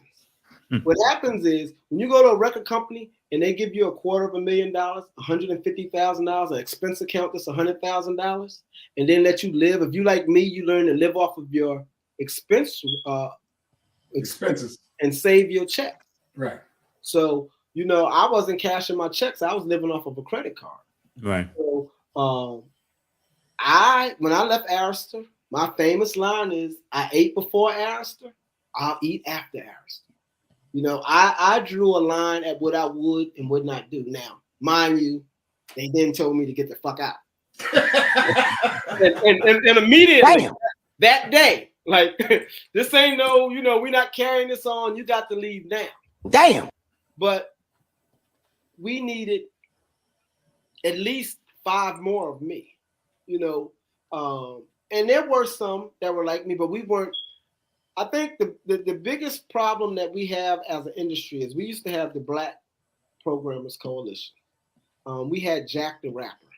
These conventions passed knowledge down. How Can I Be Down was dope as shit, but there was no knowledge. I went to conventions. There was more. How Can I Be Down was shout out to Peter Thomas. It was more about partying than it was. And if you look at the Harvard report says invest in the conventions, subsidize them so you can own them. It's right in the book. That's what they did. Right. So now, and they you're right, because I remember all the labels controlled How Can I Be Down. So if you don't get a check from Arista, you don't get a check from Warner Brothers, you don't have a convention. Urban Network. You know what I'm saying? So all of those things, they controlled all of them, and now they're all Impact. BRE, Impact, the Urban college Network. report, all of those things are gone. I cussed you out too, Urban Network. Tommy picked me up in a convertible BMW, and I swear we probably did 100 the whole time with the top down, going up. Where were we? No, I'm gonna tell you. From LA to Palm Springs. We were going to Palm Springs. We were going. He running about 100. Vegas. Well, we I thought we went to Vegas. No, this was the Urban Network. You picked me up from LAX. We rode up to. Here's the thing. Wait, Eric, do you remember? In that BMW. Yes, but wait. I was really doing about 120, but look. The police got in front of us and was zigzagging across the lane. Remember, he turned on all his lights. He zigzagged, like to tell us to slow down. There was a sharp. We was on a mountain, and we was about to hit a sharp right before we were going to Vegas. Right before you go into Vegas, you have to go up the mountain. So you go. It's a straight shot, right, and you can fly. And then at the very end, it's a curve, and you start into the mountain. Well, the cop just started going in 6 lanes. He going back and forth with his lights on, and I slow down. I go, what's he doing? I never seen that before. And then we go and we turn. And I'm like, wow, we would have drove. Me and Eric would have died that day. I threatened to drop all of his records. Yes, he did. He said, if you don't slow this car down, I said, if you don't slow this, I'm dropping all the records. And tell that to your boss. That's when you was working for Warner. Tell that to AD. Yes. He threatened. That's hilarious. So those were like it was a fun time. It was a great time. It was a great time for radio. Great time. And what happens is the world is masters at separating wisdom from knowledge. Okay. Say that again. Our oppressor is very talented at separating wisdom from knowledge in every genre. Now follow me on this one. Yes, I'm with you. White rock bands become A&R directors. You know, that's what happens to them. All of them get jobs. KRS-One ain't no A&R. Rakim ain't no A&R. None of our most talented people, and that's because they don't want them to pass on the knowledge of how they got screwed. Look at the NBA. We just now getting black coaches and stuff because that's the knowledge. See, if you don't have black general managers, right? Right. If you don't have an old head there that can tell you, hey, don't do that because this is where the bullshit is. If you don't have that, when you get there, you got to start from ground zero. Right. That's why if you look, they got rid of everybody from the 90s. So ain't no wisdom there. So all these dudes that come up, they don't have a me. They don't have a parish. They don't have somebody that's going to pull them to the side and say, yo, these is where the tricks is at. When you get to the NBA, they do have Dr. J, but they don't have Dr. J whispering in Allen Iverson's ear going, yo, you might not want to do that. You know what I'm saying? And that's separating the knowledge. When we have shelf lives, you know what I'm saying? There is a shelf life for a black executive in everything. Like AD, I was fortunate to work under AD. When I left and went to Lionel and worked for Lionel, I remember when I was talking to AD and I said, you know, I was at Arista and I didn't learn nothing. And AD said, a man can't teach you what he don't know. So that, it wasn't a slight to anybody. It was that if you haven't been here long enough, like I'm just now learning what I knew. You know what I'm saying? Because first I'm living it. Everything is happening in real time. I seem very wise now, but I didn't know this then. It requires reflection. It requires growth. So now I have the wisdom to share with people. You think a record company will hire me now? Absolutely not, because they don't want me to tell Young Thugger that he could do something better than that. They don't want me saying, yo, the formula is you need a song for the weed heads. You need a song for the girls. You need a song to dance to. You need a song to grind to. You need a song to make babies to. That's what they're not telling people. They telling them drill, drill, drill, drill, drill. They're not even getting them the science behind how to make a record. They don't have Outkast in them. Outkast should be Organized Noise should be an A&R director. Jazzy Faye should be an A&R director. These dudes ain't A&R directors. Look who's left, and if you ever want to know who a sellout is, look who's left in the industry that you are considering sellouts are in. Whoever you want to see who is not scared to take a bag and get rid of their people. I don't care what industry you pick. You can pick the fire department, the police department. When they do the cleanups, the people that left is usually the people that sold out. When they get rid of, because they don't get rid of the shucking and jiving Negroes. They don't get rid of the dudes who will say, I'm going to do to them what you did to me. They don't get rid of the dudes that's going to turn out our young girls and have them taking off their clothes. They're going to get rid of the people who say, girl, you ain't got to take off all that. You know what I'm saying? They ain't going to say, not for every record. Come with something sexy. Give them some imagination. They're not going to have them. Right. They're going to have the dudes that sleep with the young girls. I mean, no diss to Puff, but he dating a city girl. She like 20-something. For real? Like really, if you came home with one of the city girls, any one of us at Thanksgiving show up at the house with the city girl, our parents gonna think something wrong with us. Yeah. Right. If you dating a chick that your son is dating, that's problematic. Right. That's all I'm saying. Damn. These people that are left in charge, if you look at them, from my aspect, this is just me, I think we have some of the biggest coons left. The stuff they're doing is buffoonery and coonery. Yeah. And no one is calling them to task on it. because we now so much about the bag that if cooning get you a bag, then that's what happens. Let's coon. Let's coon, man, because we getting a bag. I might be a coon, but I'm rich.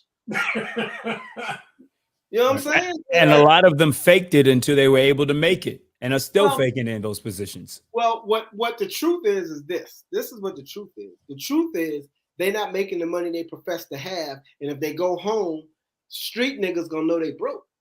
That's really what it was. The reason why I could matriculate through the clubs is because, look, I used to go to Magic City, right? I could go to Magic City. You know why reps didn't go to Magic City? They didn't take American Express. So if you go to Magic City, you can't ball out at Magic City if you only got an American Express. Okay.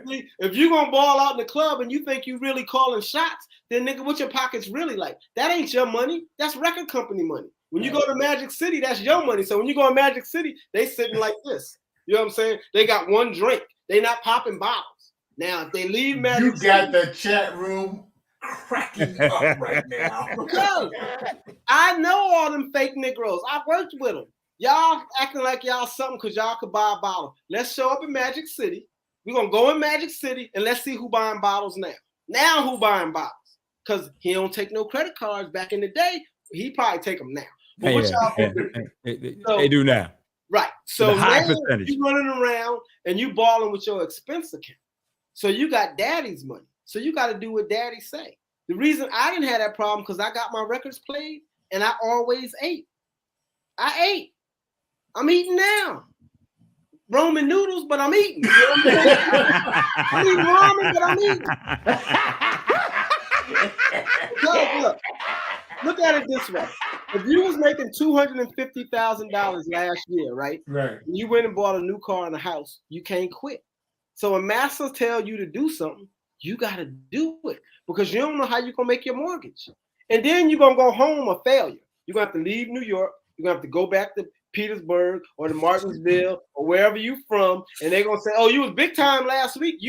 They're going to say what they said to me. You went from Hollywood to Wood. That's what they say. So if you can't stomach that, you'd rather sit up there and sell your integrity. See, I can go home and tell them Hollywood didn't make me Hollywood. I was Hollywood before I got there. Right. I was always a star. Ask anybody to know me. I've been cool my whole life. The record company didn't make me cool. The record company didn't make me get chicks. That's not how I got girls. You got dudes who use their position for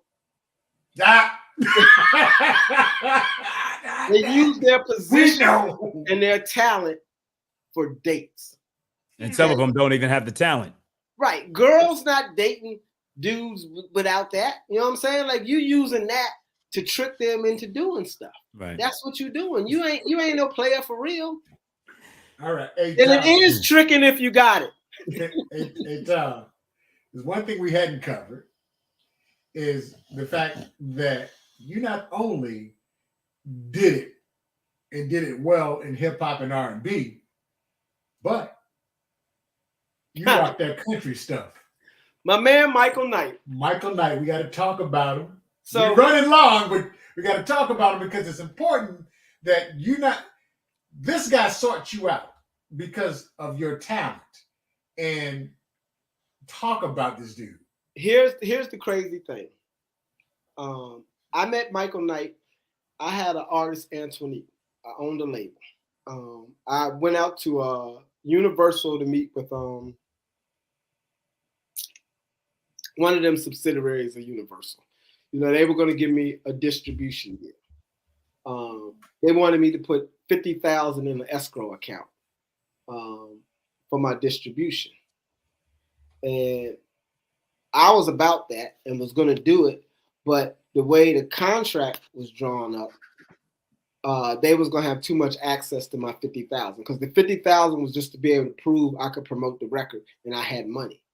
And I didn't have a problem with that because I told them I can't even remember. The day of the meeting, I had 20 stacks with me in my pocket. And I had just spent $1,000 on a haircut because we flew into town. Me and my homeboy flew into town. What you need a haircut for? Huh? What you need a haircut for? This is 2007. Right. I had braids, so I had to get a lineup. So I get to LA and I got a meeting at 9 o'clock in the morning. Right. My plane lands at midnight. We party. I need a haircut. I call dude. He says he's gonna send somebody to my room. He sends somebody to my room. They get there at 2 o'clock in the morning to cut my hair. I'm there with a homeboy of mine, and he done ordered entertainment. So we got the entertainment shows up, and she says, I got to make a call. She makes the call, and she starts drinking. So in 30 minutes, my phone rings. I answer the phone, and they say, that's the first 30 minutes, you owe $300. I said, hold it. I was getting a haircut, you know? So I call the concierge desk, and I go, look, we order entertainment, and they saying the clock start as soon as she get here. Nobody told us that till after the 30 minutes is up. So I'm saying, I ain't going to pay her this $300. What should we do? He said, you going to have to leave LA if you carry it like that. I said, okay. So we pay her the $300. It is what it is. So dude cuts my hair, cuts my man's hair. And so then I said, what is it, $100? And, back then I would pay $50 to $100 to get a haircut in the office. When you came, I didn't used to go into LA. The barber came to my office, same way in New York.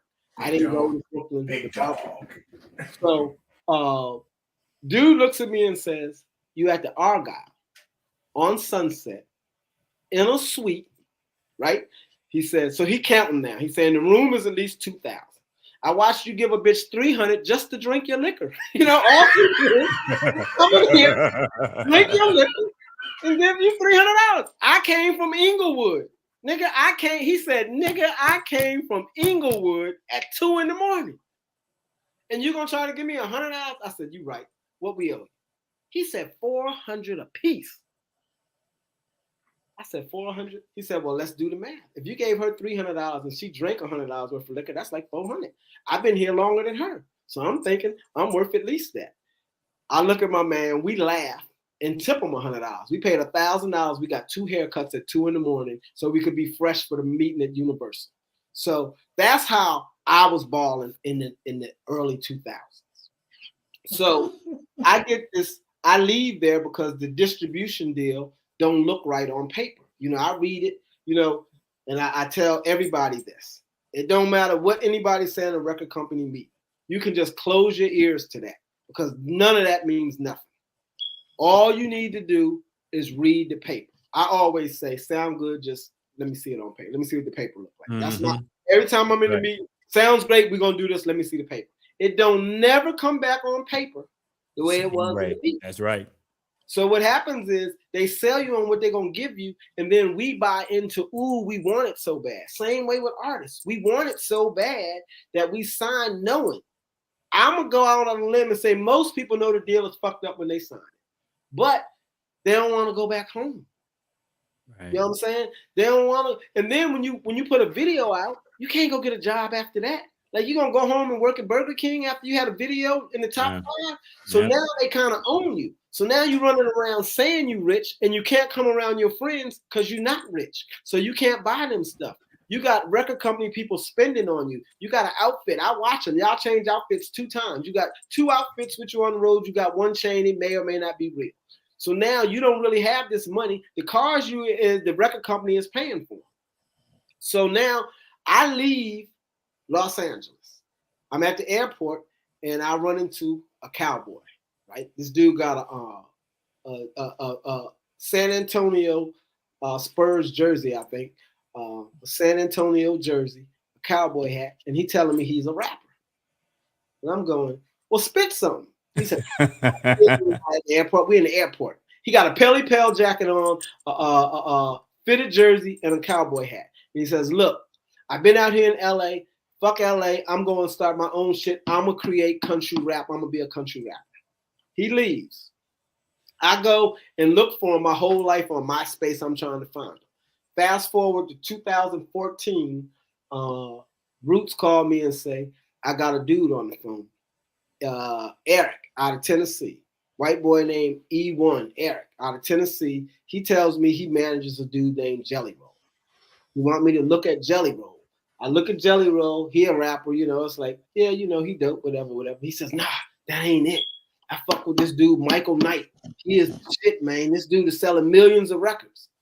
So I say, okay, set up the call. So He sets up a call with me and Michael Knight.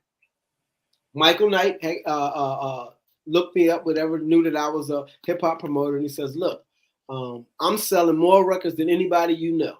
He said, "I'm selling 30,000 records a month out the trunk. You know, I got 50 Cowboys. You got to come and see it. When can you come to Tennessee? You know me. When you send me a plane ticket." He said, "Okay, I'll call you back." The next morning, he calls me and say, "Can you be here Thursday?" I said, "You bought a ticket?" He said, "Yeah, I want to know if you can do it Thursday." I said, "I can do it Thursday." So I talked to him on Tuesday night at midnight. He called me Wednesday. He fly me to Tennessee on Thursday. I get to Tennessee.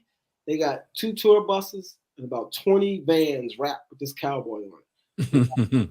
A giant office, a recording studio. The studio that he has was what's the dude from Tennessee? Young Buck. Which one of them? Which one of the ones is from Tennessee?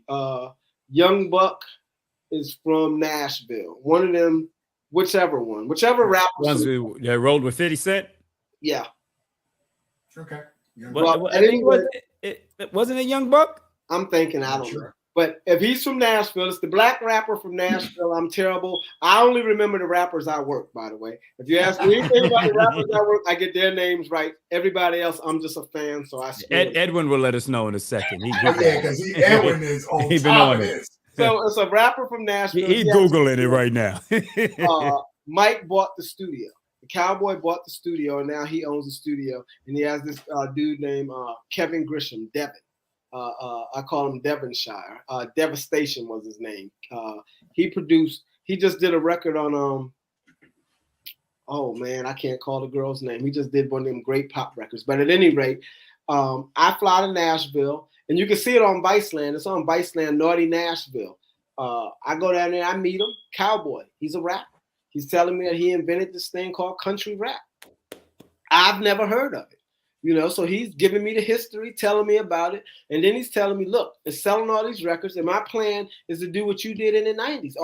I got a street team. Only my street team sells the music. And I was like, well, I did too, kind of. You know, I was selling the CDs. I remember, on a side note, they sent me 300 Biggie CDs to give away. First thing I did was call the label and say, man, I wasn't home. They got my FedEx. So they sent me 300 more. I got 600 Biggie CDs. 600 Biggie CDs. That's $6,000. That's $6,000. I put them straight to work. I'm selling them. You know, they got holes punched in. Black folks don't care nothing about holes punched in the back of the head. Don't call us. I think I would dare to say that most people on the way I knew whether or not your record was hot for real. Tony said he had some too.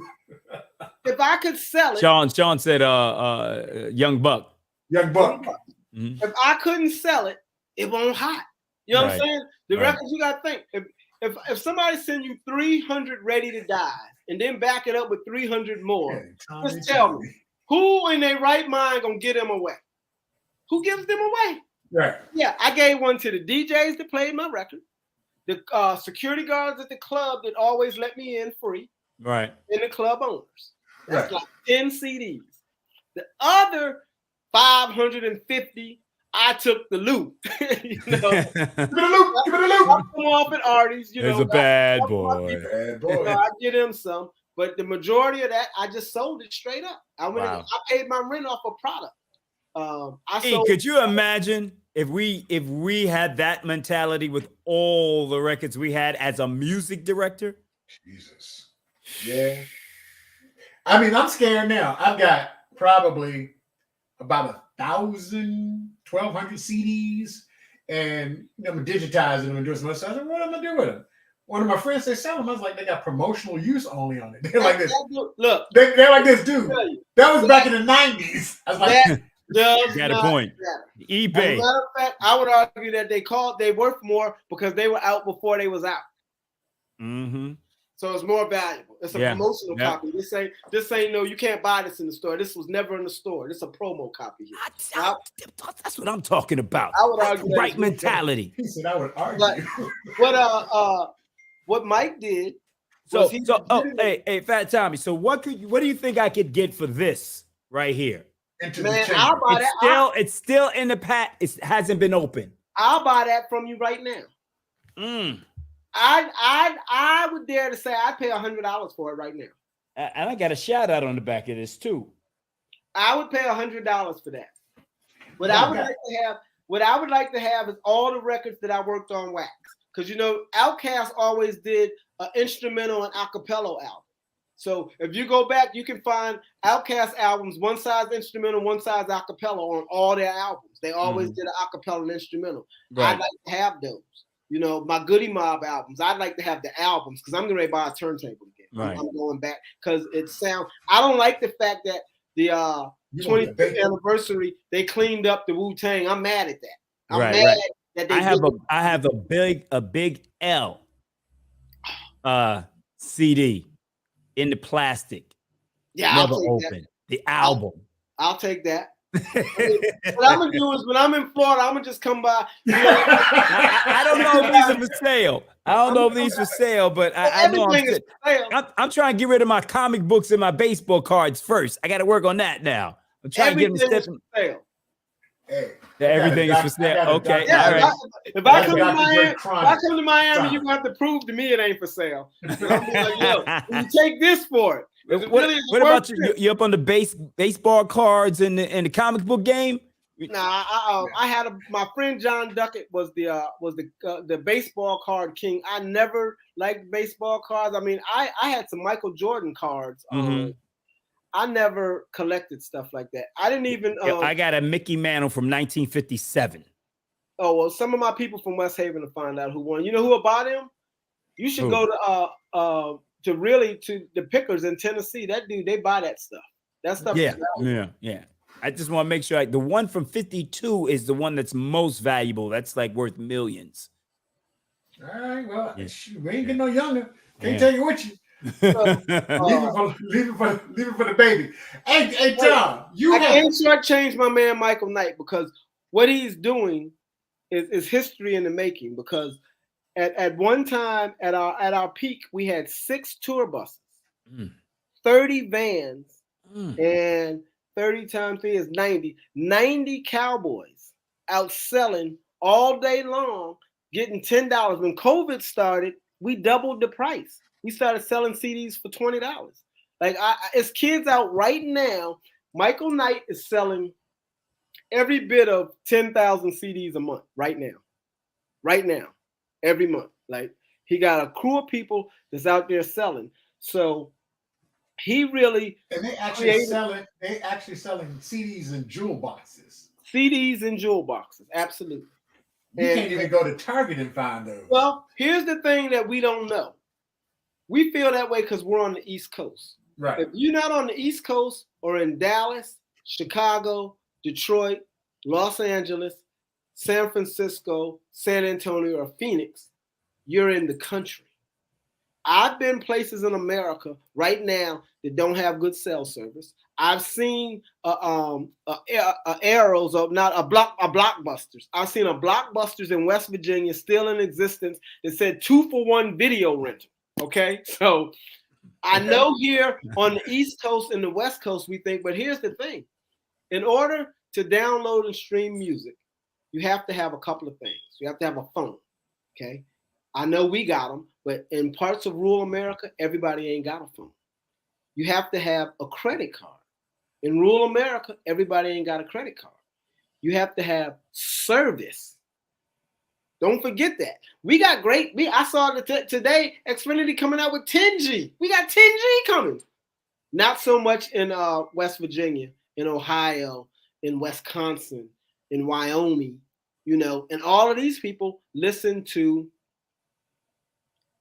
country rappers, So what his logic was this. He said that he learned that every country bar plays hip hop after midnight. They do. So he decided, remember the Crystal Pistol out there in Henrico, they used to play hip hop music after midnight. So he determined that white people would like to see somebody like themselves rapping. Right. So he put on a cowboy hat, because he was from Texas anyway, from San Antonio. So he put a cowboy hat on and started rapping.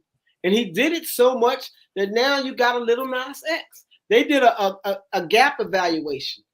We were in talking. Joel Katz was my attorney. He was representing us. We went up to meet with L.A. Reid, Monty Lipman, and Doug Morris. We were trying to get. It came down that they wanted to do a gap evaluation. We had a gap. That's the accounting, general accounting practices evaluation to prove how much the company was worth. When it was done, it came out that it was worth $300 million, right? So we were talking $300 million. Now, I was told that I was going to get a private jet to take me to fly me up to meet with LA. I was told this. I got the call on Wednesday. They said we're doing it Friday. Thursday, LA gets fired. I call AD up and I say, AD, man, because AD is talking me through the whole deal, get me to remain calm. I'm not running around freaking out. It's just it's $300 million on the table. This is life changing. I remember Joel telling me this is for his grandkids. He's doing this deal for his grandkids. Well, what then happens is LA. Thank you, Huck. General accounting principles. LA gets fired, and I call AD and say, man, what happened? He said, well, I know this for sure. They didn't fire him for them girls. He said, how do you know they didn't fire him because he's trying to transfer that kind of money? You can't just start transferring that kind of money. They was about to give y'all $50 million. The signing deal was going to be $50 million. And he said they wasn't going, and they was talking that big boy shit that Black people were going to change because they real racist in Nashville with their country music. I know now they trying to act Black, but if you was there in 2014, we was niggas. Country and rap was crap. That's what they were saying. So all these white people talking about they cool, all of them, what's their names? Scooter Braun, buying up Taylor Swift stuff, trying to hire Jelly Roll. All of them said to my face that shit is crap, that they would never support niggas in rap music. Mm. Now their tune changed. But Michael Knight, he was the one. He set it off. He was the one going in the country bars, and he was too much like me, and they shut us down. Like LA got fired. He didn't get the deal. We didn't get the money. We meet with Monty Lipman. They didn't want to do it. But then what happened 6 months later? They dropped Lil Nas X. So they took our paperwork and proved that it was a viable product. Wow. They looked at our numbers. We did it on SoundScan. Look, SoundScan refused to count us. So I went up there. This is how much money the white boy got. We hired SoundScan computer dudes to create an app for us to count because what we called the vans was mobile stores. So we turned our vans into mobile stores. They created an app so they could tell in real time how many records we were selling. We sold 30,000 records that week. They refused to publish it, shut it down, turned our app off, shut us down. That's how many records we sold that week. And I said, the industry, they not for us. They shut us down. I went and met with Billboard magazine and tried to get them to print our numbers. They refused. SoundScan said, all we do is report them to Billboard. We can't make Billboard report them. Here's the report. I got a report to say we sold 30,000 in 1 week. They put out Lil Nas X. And, then Naughty Nashville came and did a story about him. You could see it. He's still selling. Man he got a Bentley and a G-Wagon. He independent. He got a $1 million mansion in Florida. When I come down, that's where I'm staying. He got a guest house at his property that I stay at when I'm there. He can open up a country bar. Oh, I might not should say that yet. Because he don't Didn't you say you were opening a bar when we first started? A country bar in Florida. Country bar. You're gonna be here, and you're gonna be here on Monday, right? And when we're hooking up and staying at the mansion, right? I'll be there, and you are very welcome to come on. I'm coming. I'm coming. I'll send a G-Wagon. Hey man, and take a lot of pictures so we can put it on the show. Yeah, for sure. He got he owns a store, so he developed a clothing line, Maverick Clothing. He got a clothing line. He went to what is the big show in Vegas? Clothing. Magic. Went to Magic. Magic. Met a Pakistani distributor. So we get our clothes made in Pakistan and shipped to America. Wow. So we import. He started an import-export company that I oversee. We import 20,000 jeans at a time. And that's not even a container load. We ain't made it to a container yet. We still splitting containers, but he imports clothing. He got He presses up his own CDs. He bought all the CD pressing equipment because everybody was getting rid of it. So he makes his own CDs. We make our own jeans, the T-shirts, and so he's still selling. You know, his thing was this. He told me we got a 10-year run after they stopped putting CD players in cars. Right. When he got there, he said they still put CD players in cars, so apparently people still need them. So he said CDs will be around till at least 10 years after that. And when you go into these rural America, they're not up on the streaming. They're not up on all that. They want to keep it simple. They buy CDs. Okay. So that's Michael Knight. Well, brother, man, you got the record. 314. You got the record. He got the record tonight, man. This is a long run. What you doing? Hey, Tommy, brother, it was a pleasure because you're my brother, and I've known you for a long time, and we got so much history that we still hadn't even talked about. Like we only made it to California. We didn't even make it to New York. You know, I did leave Warner Brothers and go to Arista, and then I started our own label. And then you worked with Jill Scott. You did something with Jill Scott. I did. I promoted. Who is Jill Scott? I promoted for that was Michael Jordan. I put this right here for a reason. This right here. Oh, hey, that was a Michael Jordan release. You know, that was on Hidden Beach. That's right. Autographed by Jill right there. Yes. That's dope. The thing about that label, they had Michael Phillips. I promoted Mike Phillips. That's right. He was the first person to take hip hop records and turn them into jazz. That contemporary jazz records, and he took most of mine. He did Outkast, he did Biggie, you know, he did Tribe Called Quest. So he did I got those records here. Yes, so that was a good one. Hidden Beach. So I did Jill Scott, I did D'Angelo, I did Outkast, I did Goody Mob, I did Brand Nubians, TLC, Tony Braxton, Donnell Jones, Tony Rich, Usher, Michael Knight. I'm reading them all. Going. Michael Knight. What's dude's name? Puffy Locks, Black Rob, Wu-Tang. DJ. I can't even remember DJ's name. Michael Knight, Jelly Roll, Cool Whip, DJ. These are the country rappers now. These dudes, they out flowing now. You can check them out. They out there right now. Okay, so Tommy, let's make it clear. You're coming down here next week, and you're opening. And I'm gonna hang out with a white boy who sued Facebook.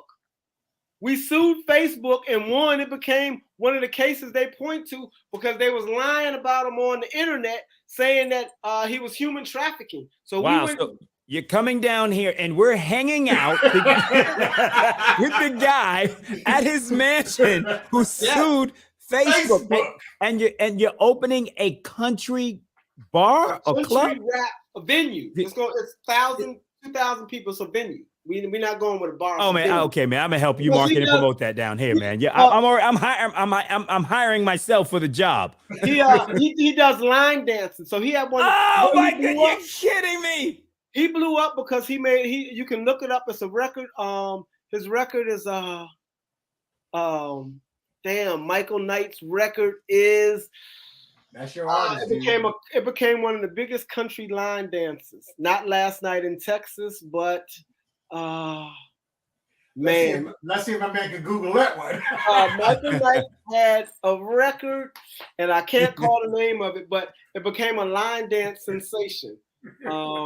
They laughing at me because I can't remember. Oh, yeah. It's funny, man. This has been a good one. Because, you know, the other great thing about Mike is he paid me as much as the majors did. So when you talk about this, and he paid me a lot of it in cash.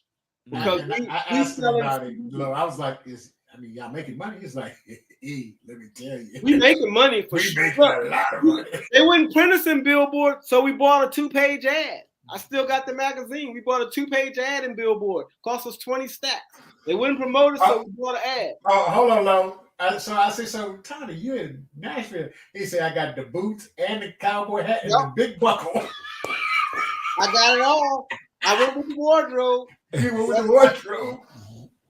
wardrobe. So Michael Knight to me is one of the top dudes that I work with because I really appreciate the fact that he grew hip hop. You know what I'm saying? Like that's why I say Outkast, because Outkast took hip hop somewhere it wasn't. So when you talk about impact on the culture, they created a whole genre, a whole sound, and never looked back. When you look at Outkast, when you look at the Wu-Tang Clan, another record I promoted, they created a sound that's like no other. That was groundbreaking. When you look at Die, that was groundbreaking. Midnight Marauders. These are turn on the boom bap. Like I worked the best of the best. Like when I name those, everybody I just named could be arguably in someone's top 10. On those facts, definitely. And most of those are still relevant today. Yes. Right. And the music still bangs to this day. Yes, absolutely. Oh, if you Google Michael Knight, the first thing that come up is he was sued for $20 million. Man, they returned a $20 million lawsuit against Michael Knight. Yes, I was there. But what's the record? The record has Huck said put something about a line dance up. Whiskey drinking SOB. Whiskey drinking SOB. Thank you. My you know what?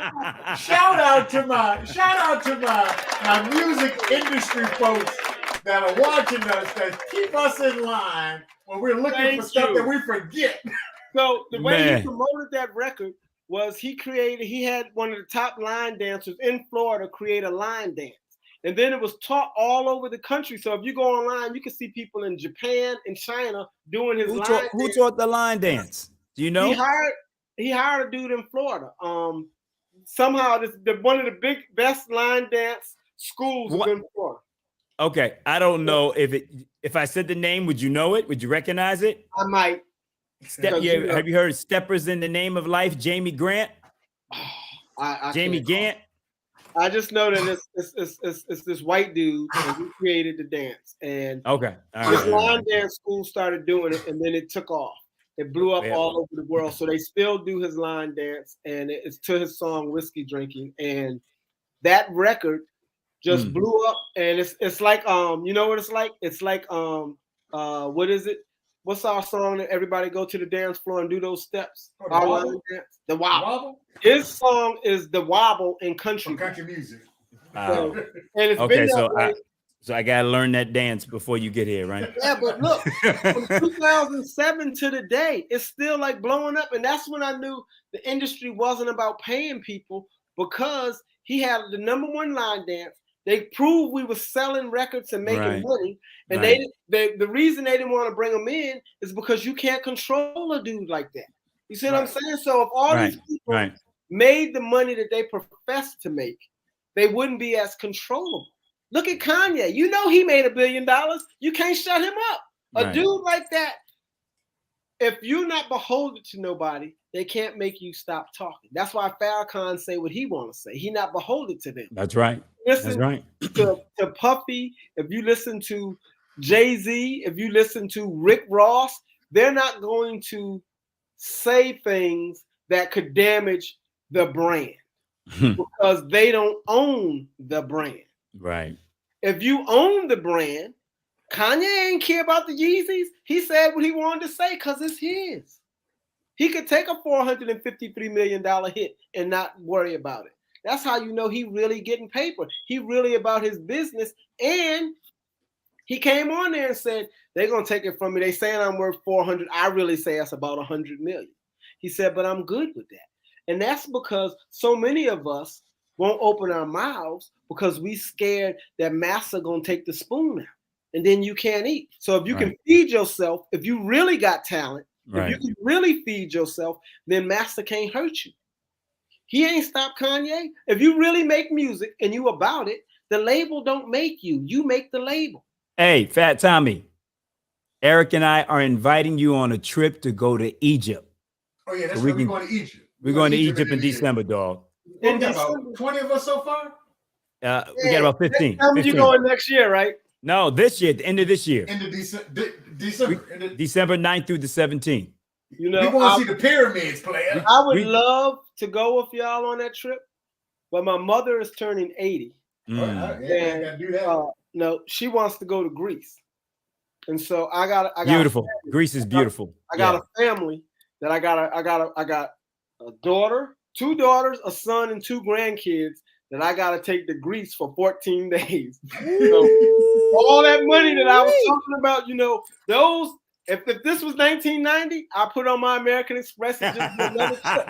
You know, I don't have quite that much money anymore, so I can't. I promised my mom and my sisters that we all gonna go to Greece. That's so beautiful. I'm saving all my money for my mother's 80th. But if you go the year after that, yeah, you know, it seems like it might be something I start to do every year. Yeah. Well, I'm gonna make it there because my daughter Maya Hatshepsut Lavala and my son Jadedfree all have African names named after kings and queens. Hatshepsut being the first woman to become a king.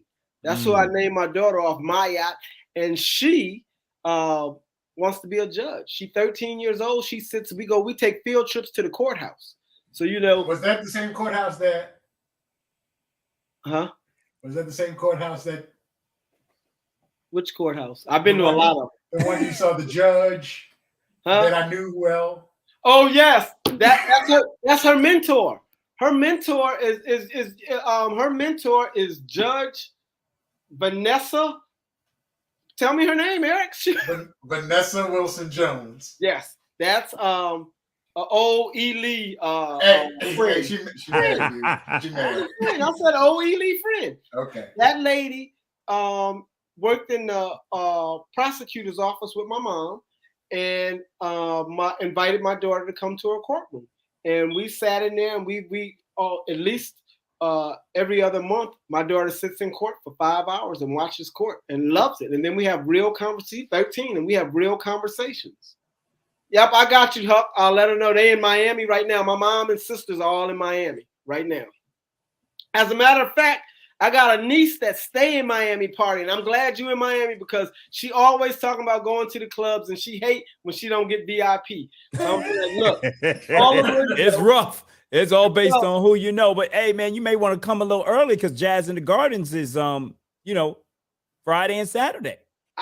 Jill is performing on Saturday. You know, I was supposed to come tomorrow. I was really supposed to come today.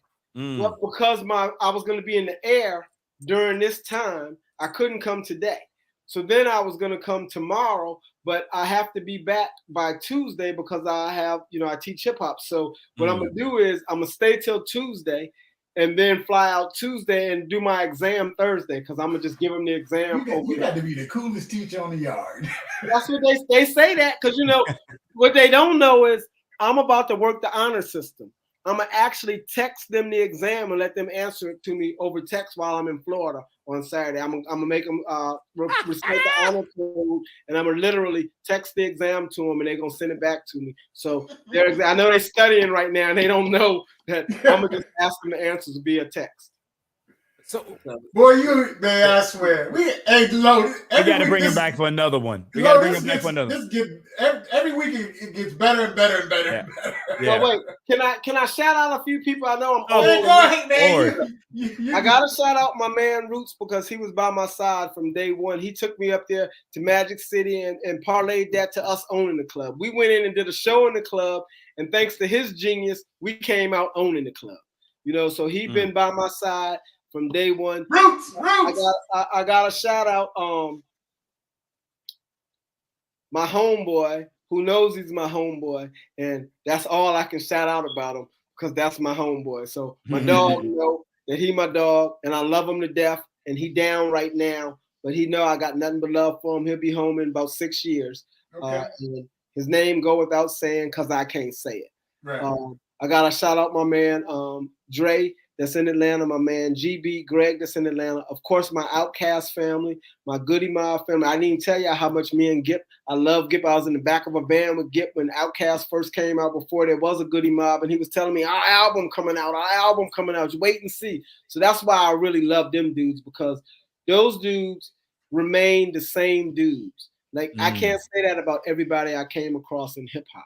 So when people take from the South, it hurts me because the South, as much as I love New York, the South got some of the realest people and some of the stay down people that didn't fall victim to the record company, didn't sell their souls and didn't do or give themselves up. Like Gip and them, they just rode out without the money. They just said, we're not doing all that. Right. So, that was the South. It was them that tried to hold that line. Everybody came after them. Just, they did what they do. A bag, and I'm gonna say this one thing and then we're gonna end it. But here's what I know about a bag. I watched a movie that was made in Africa, and the dude he was selling fake bags. And so he called dude in and he said, you've been trying to get with me. You've been trying to get with me. You in here now, but here's the deal. It's 2 bags up there. You pick the right bag, you down. You pick the wrong bag, you go down, right? That's how he did them. So dude looks at the bags and he says, which one is real and which one is fake? And dude said, the one I got on my shoulder is real, so I don't care which one you give me. And I said, wow. The reason that's real is because of this. If I have a Gucci bag and I really got the swag, everybody think my Gucci is real. Because I got swag, I'm running around, you see me in the rec, come see. If I was a rapper, I wouldn't wear nothing real. Why would I? Because my swag says it's real. Anybody can flip the collar. Biggie said, you say it's fake, bam, stay in your place. That's the bag don't make you. You make the bag. So if a lame nigga come with a bag, the kid's gonna look at him and say, that ain't real. You know what I'm saying? Like, he could be the richest dude ever. If you see Rick Rubin with a Gucci bag, you're not gonna think it's real because Rick walking around in flip-flops with holy YMCA t-shirts and ripped jeans. So and a beard down to here. You think his junk is fake because he like a lame dude. But you take a dude with swag, he don't have to spend $5,000. He could spend $500, $100, and just carry it, and you believe it's real. And that's how the industry is. We believe those dudes is real. They ain't. They bootleg. They ain't the real dudes. If they was, they wouldn't let them pimp them out. They would say, I'm not doing that. I'm not going to dance on nobody's grave for a check. I'm not promoting death for a check. The bag, we are the bag. We the bag. The bag is inside you. When you make music, the music comes from you. No one can take that from you. No one can take that from you. It's an art form that you possess. So that right there should tell every artist that they have to be true and stay true to them and don't let money compromise their art. If money compromises your art, it's not art, brother. Picasso, all them painters, Kanye, he don't compromise his art for a check. It's art. It's you. If somebody tell you how to draw a painting, you ain't a painter. Right. If somebody tell you how to make your rap record, you ain't a rapper, bro. You're not an MC. We went from God MCs to dope MCs. What do I mean by that? We used to have the gods, and now we got the dopes, and they dopes. Not as in dope, they dope. Step on it, brother. Step on it. I'm gonna shout out my mayor, Sam Parham, my man Dominique Stroman, 4 Deep, all them guys, my man Michael Knight, Suge Knight, his wife is Suge Knight. That's what they call her, Suge Knight. It's right, because you know why? Now she'll bust your ass. I don't know about them rappers, but I know Suge Knight, that girl right there will beat that ass. So the rappers, we need to get back to loving ourselves, promoting positivity, promoting life. Let's stop celebrating Biggie's death. Let's celebrate his birthday. Let's stop celebrating Tupac's death. Let's celebrate their birthday. We're gonna bring you back on the birthdays. Let's not speak on the dead no more. You know what I'm saying? Let's I'm with that. Rest. Let's throw parties when people are born. Yeah. Let's throw parties. Let's come and bring, you know what? Instead of filling up the casket, let's fill up the baby basket. Let's have 2 baby beds where everybody come and put all kinds of money in it because they really need the money. Those parents, they need diapers. Let's show up at the baby showers and fill them up. We show up at caskets, putting bottles of liquor. I saw a dude say they had to bury 2 caskets. The dudes brought so much junk. Y'all brought so much junk that you filling up 2 caskets. How ignorant is that? Let's celebrate life. Let's promote life. Let's get back to love. Hip hop was about the come up, not about pulling us down. Hey, Tommy. Yes. How can people find you on social media? Because I'm pretty sure I'm gonna get. Hey, how we catch up with that dude? Man, look. He ain't on social media. He ain't on. I'm not. I really ain't. Look. Anytime I never post stuff, but if you see it right there, Fat Thomi, the way it's spelled, if you spell it like that, you can find me anywhere. Of course, I'm never posting nothing on Instagram. My students say I should post more, so I'm about to have my students start posting more. I'm really focused on my book, and I noticed I was talking to the publisher. They want me to have a presence on the internet. So, you know, they're gonna drag me into social media, but I don't get on social media because the things I did in the 90s and even the way I promoted music, the saying that I used to say, if it's 3 people in the room, we not doing business. You know what I'm saying? We having fun because the business I do is only me and you. I can't have nobody else in the room because I said it didn't happen and he said it didn't happen. So it didn't happen. That third person ain't got nothing to do with it. For all y'all, that's how y'all get in trouble. Y'all have a person that ain't in the transaction at the transaction. Transaction need to be you and that person. Everybody else got nothing to do with it. That's it.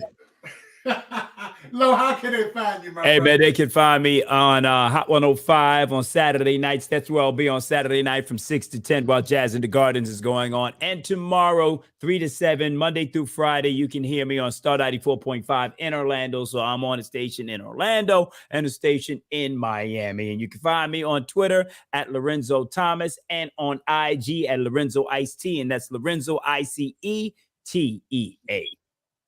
Ballin', and you can catch me right there. You see it at Convo with the DJ on all platforms, talking about Twitter, Facebook, Instagram, YouTube, at Convo with the DJ. And we will be back next Thursday. Boy, I don't know who we're going to bring on that can top this show, but we're going to bring some folks on next Thursday for Conversations with the DJ. We do this each and every Thursday, usually from 8 to 9, but we had a lot of content tonight. It's just 8 p.m. now. Forget it's the just 8 p.m. now. Just check us out at 8 p.m. We kind of let it roll the way it rolls. And definitely check us out. We got to make this thing official right now. Tom, hang out for a second.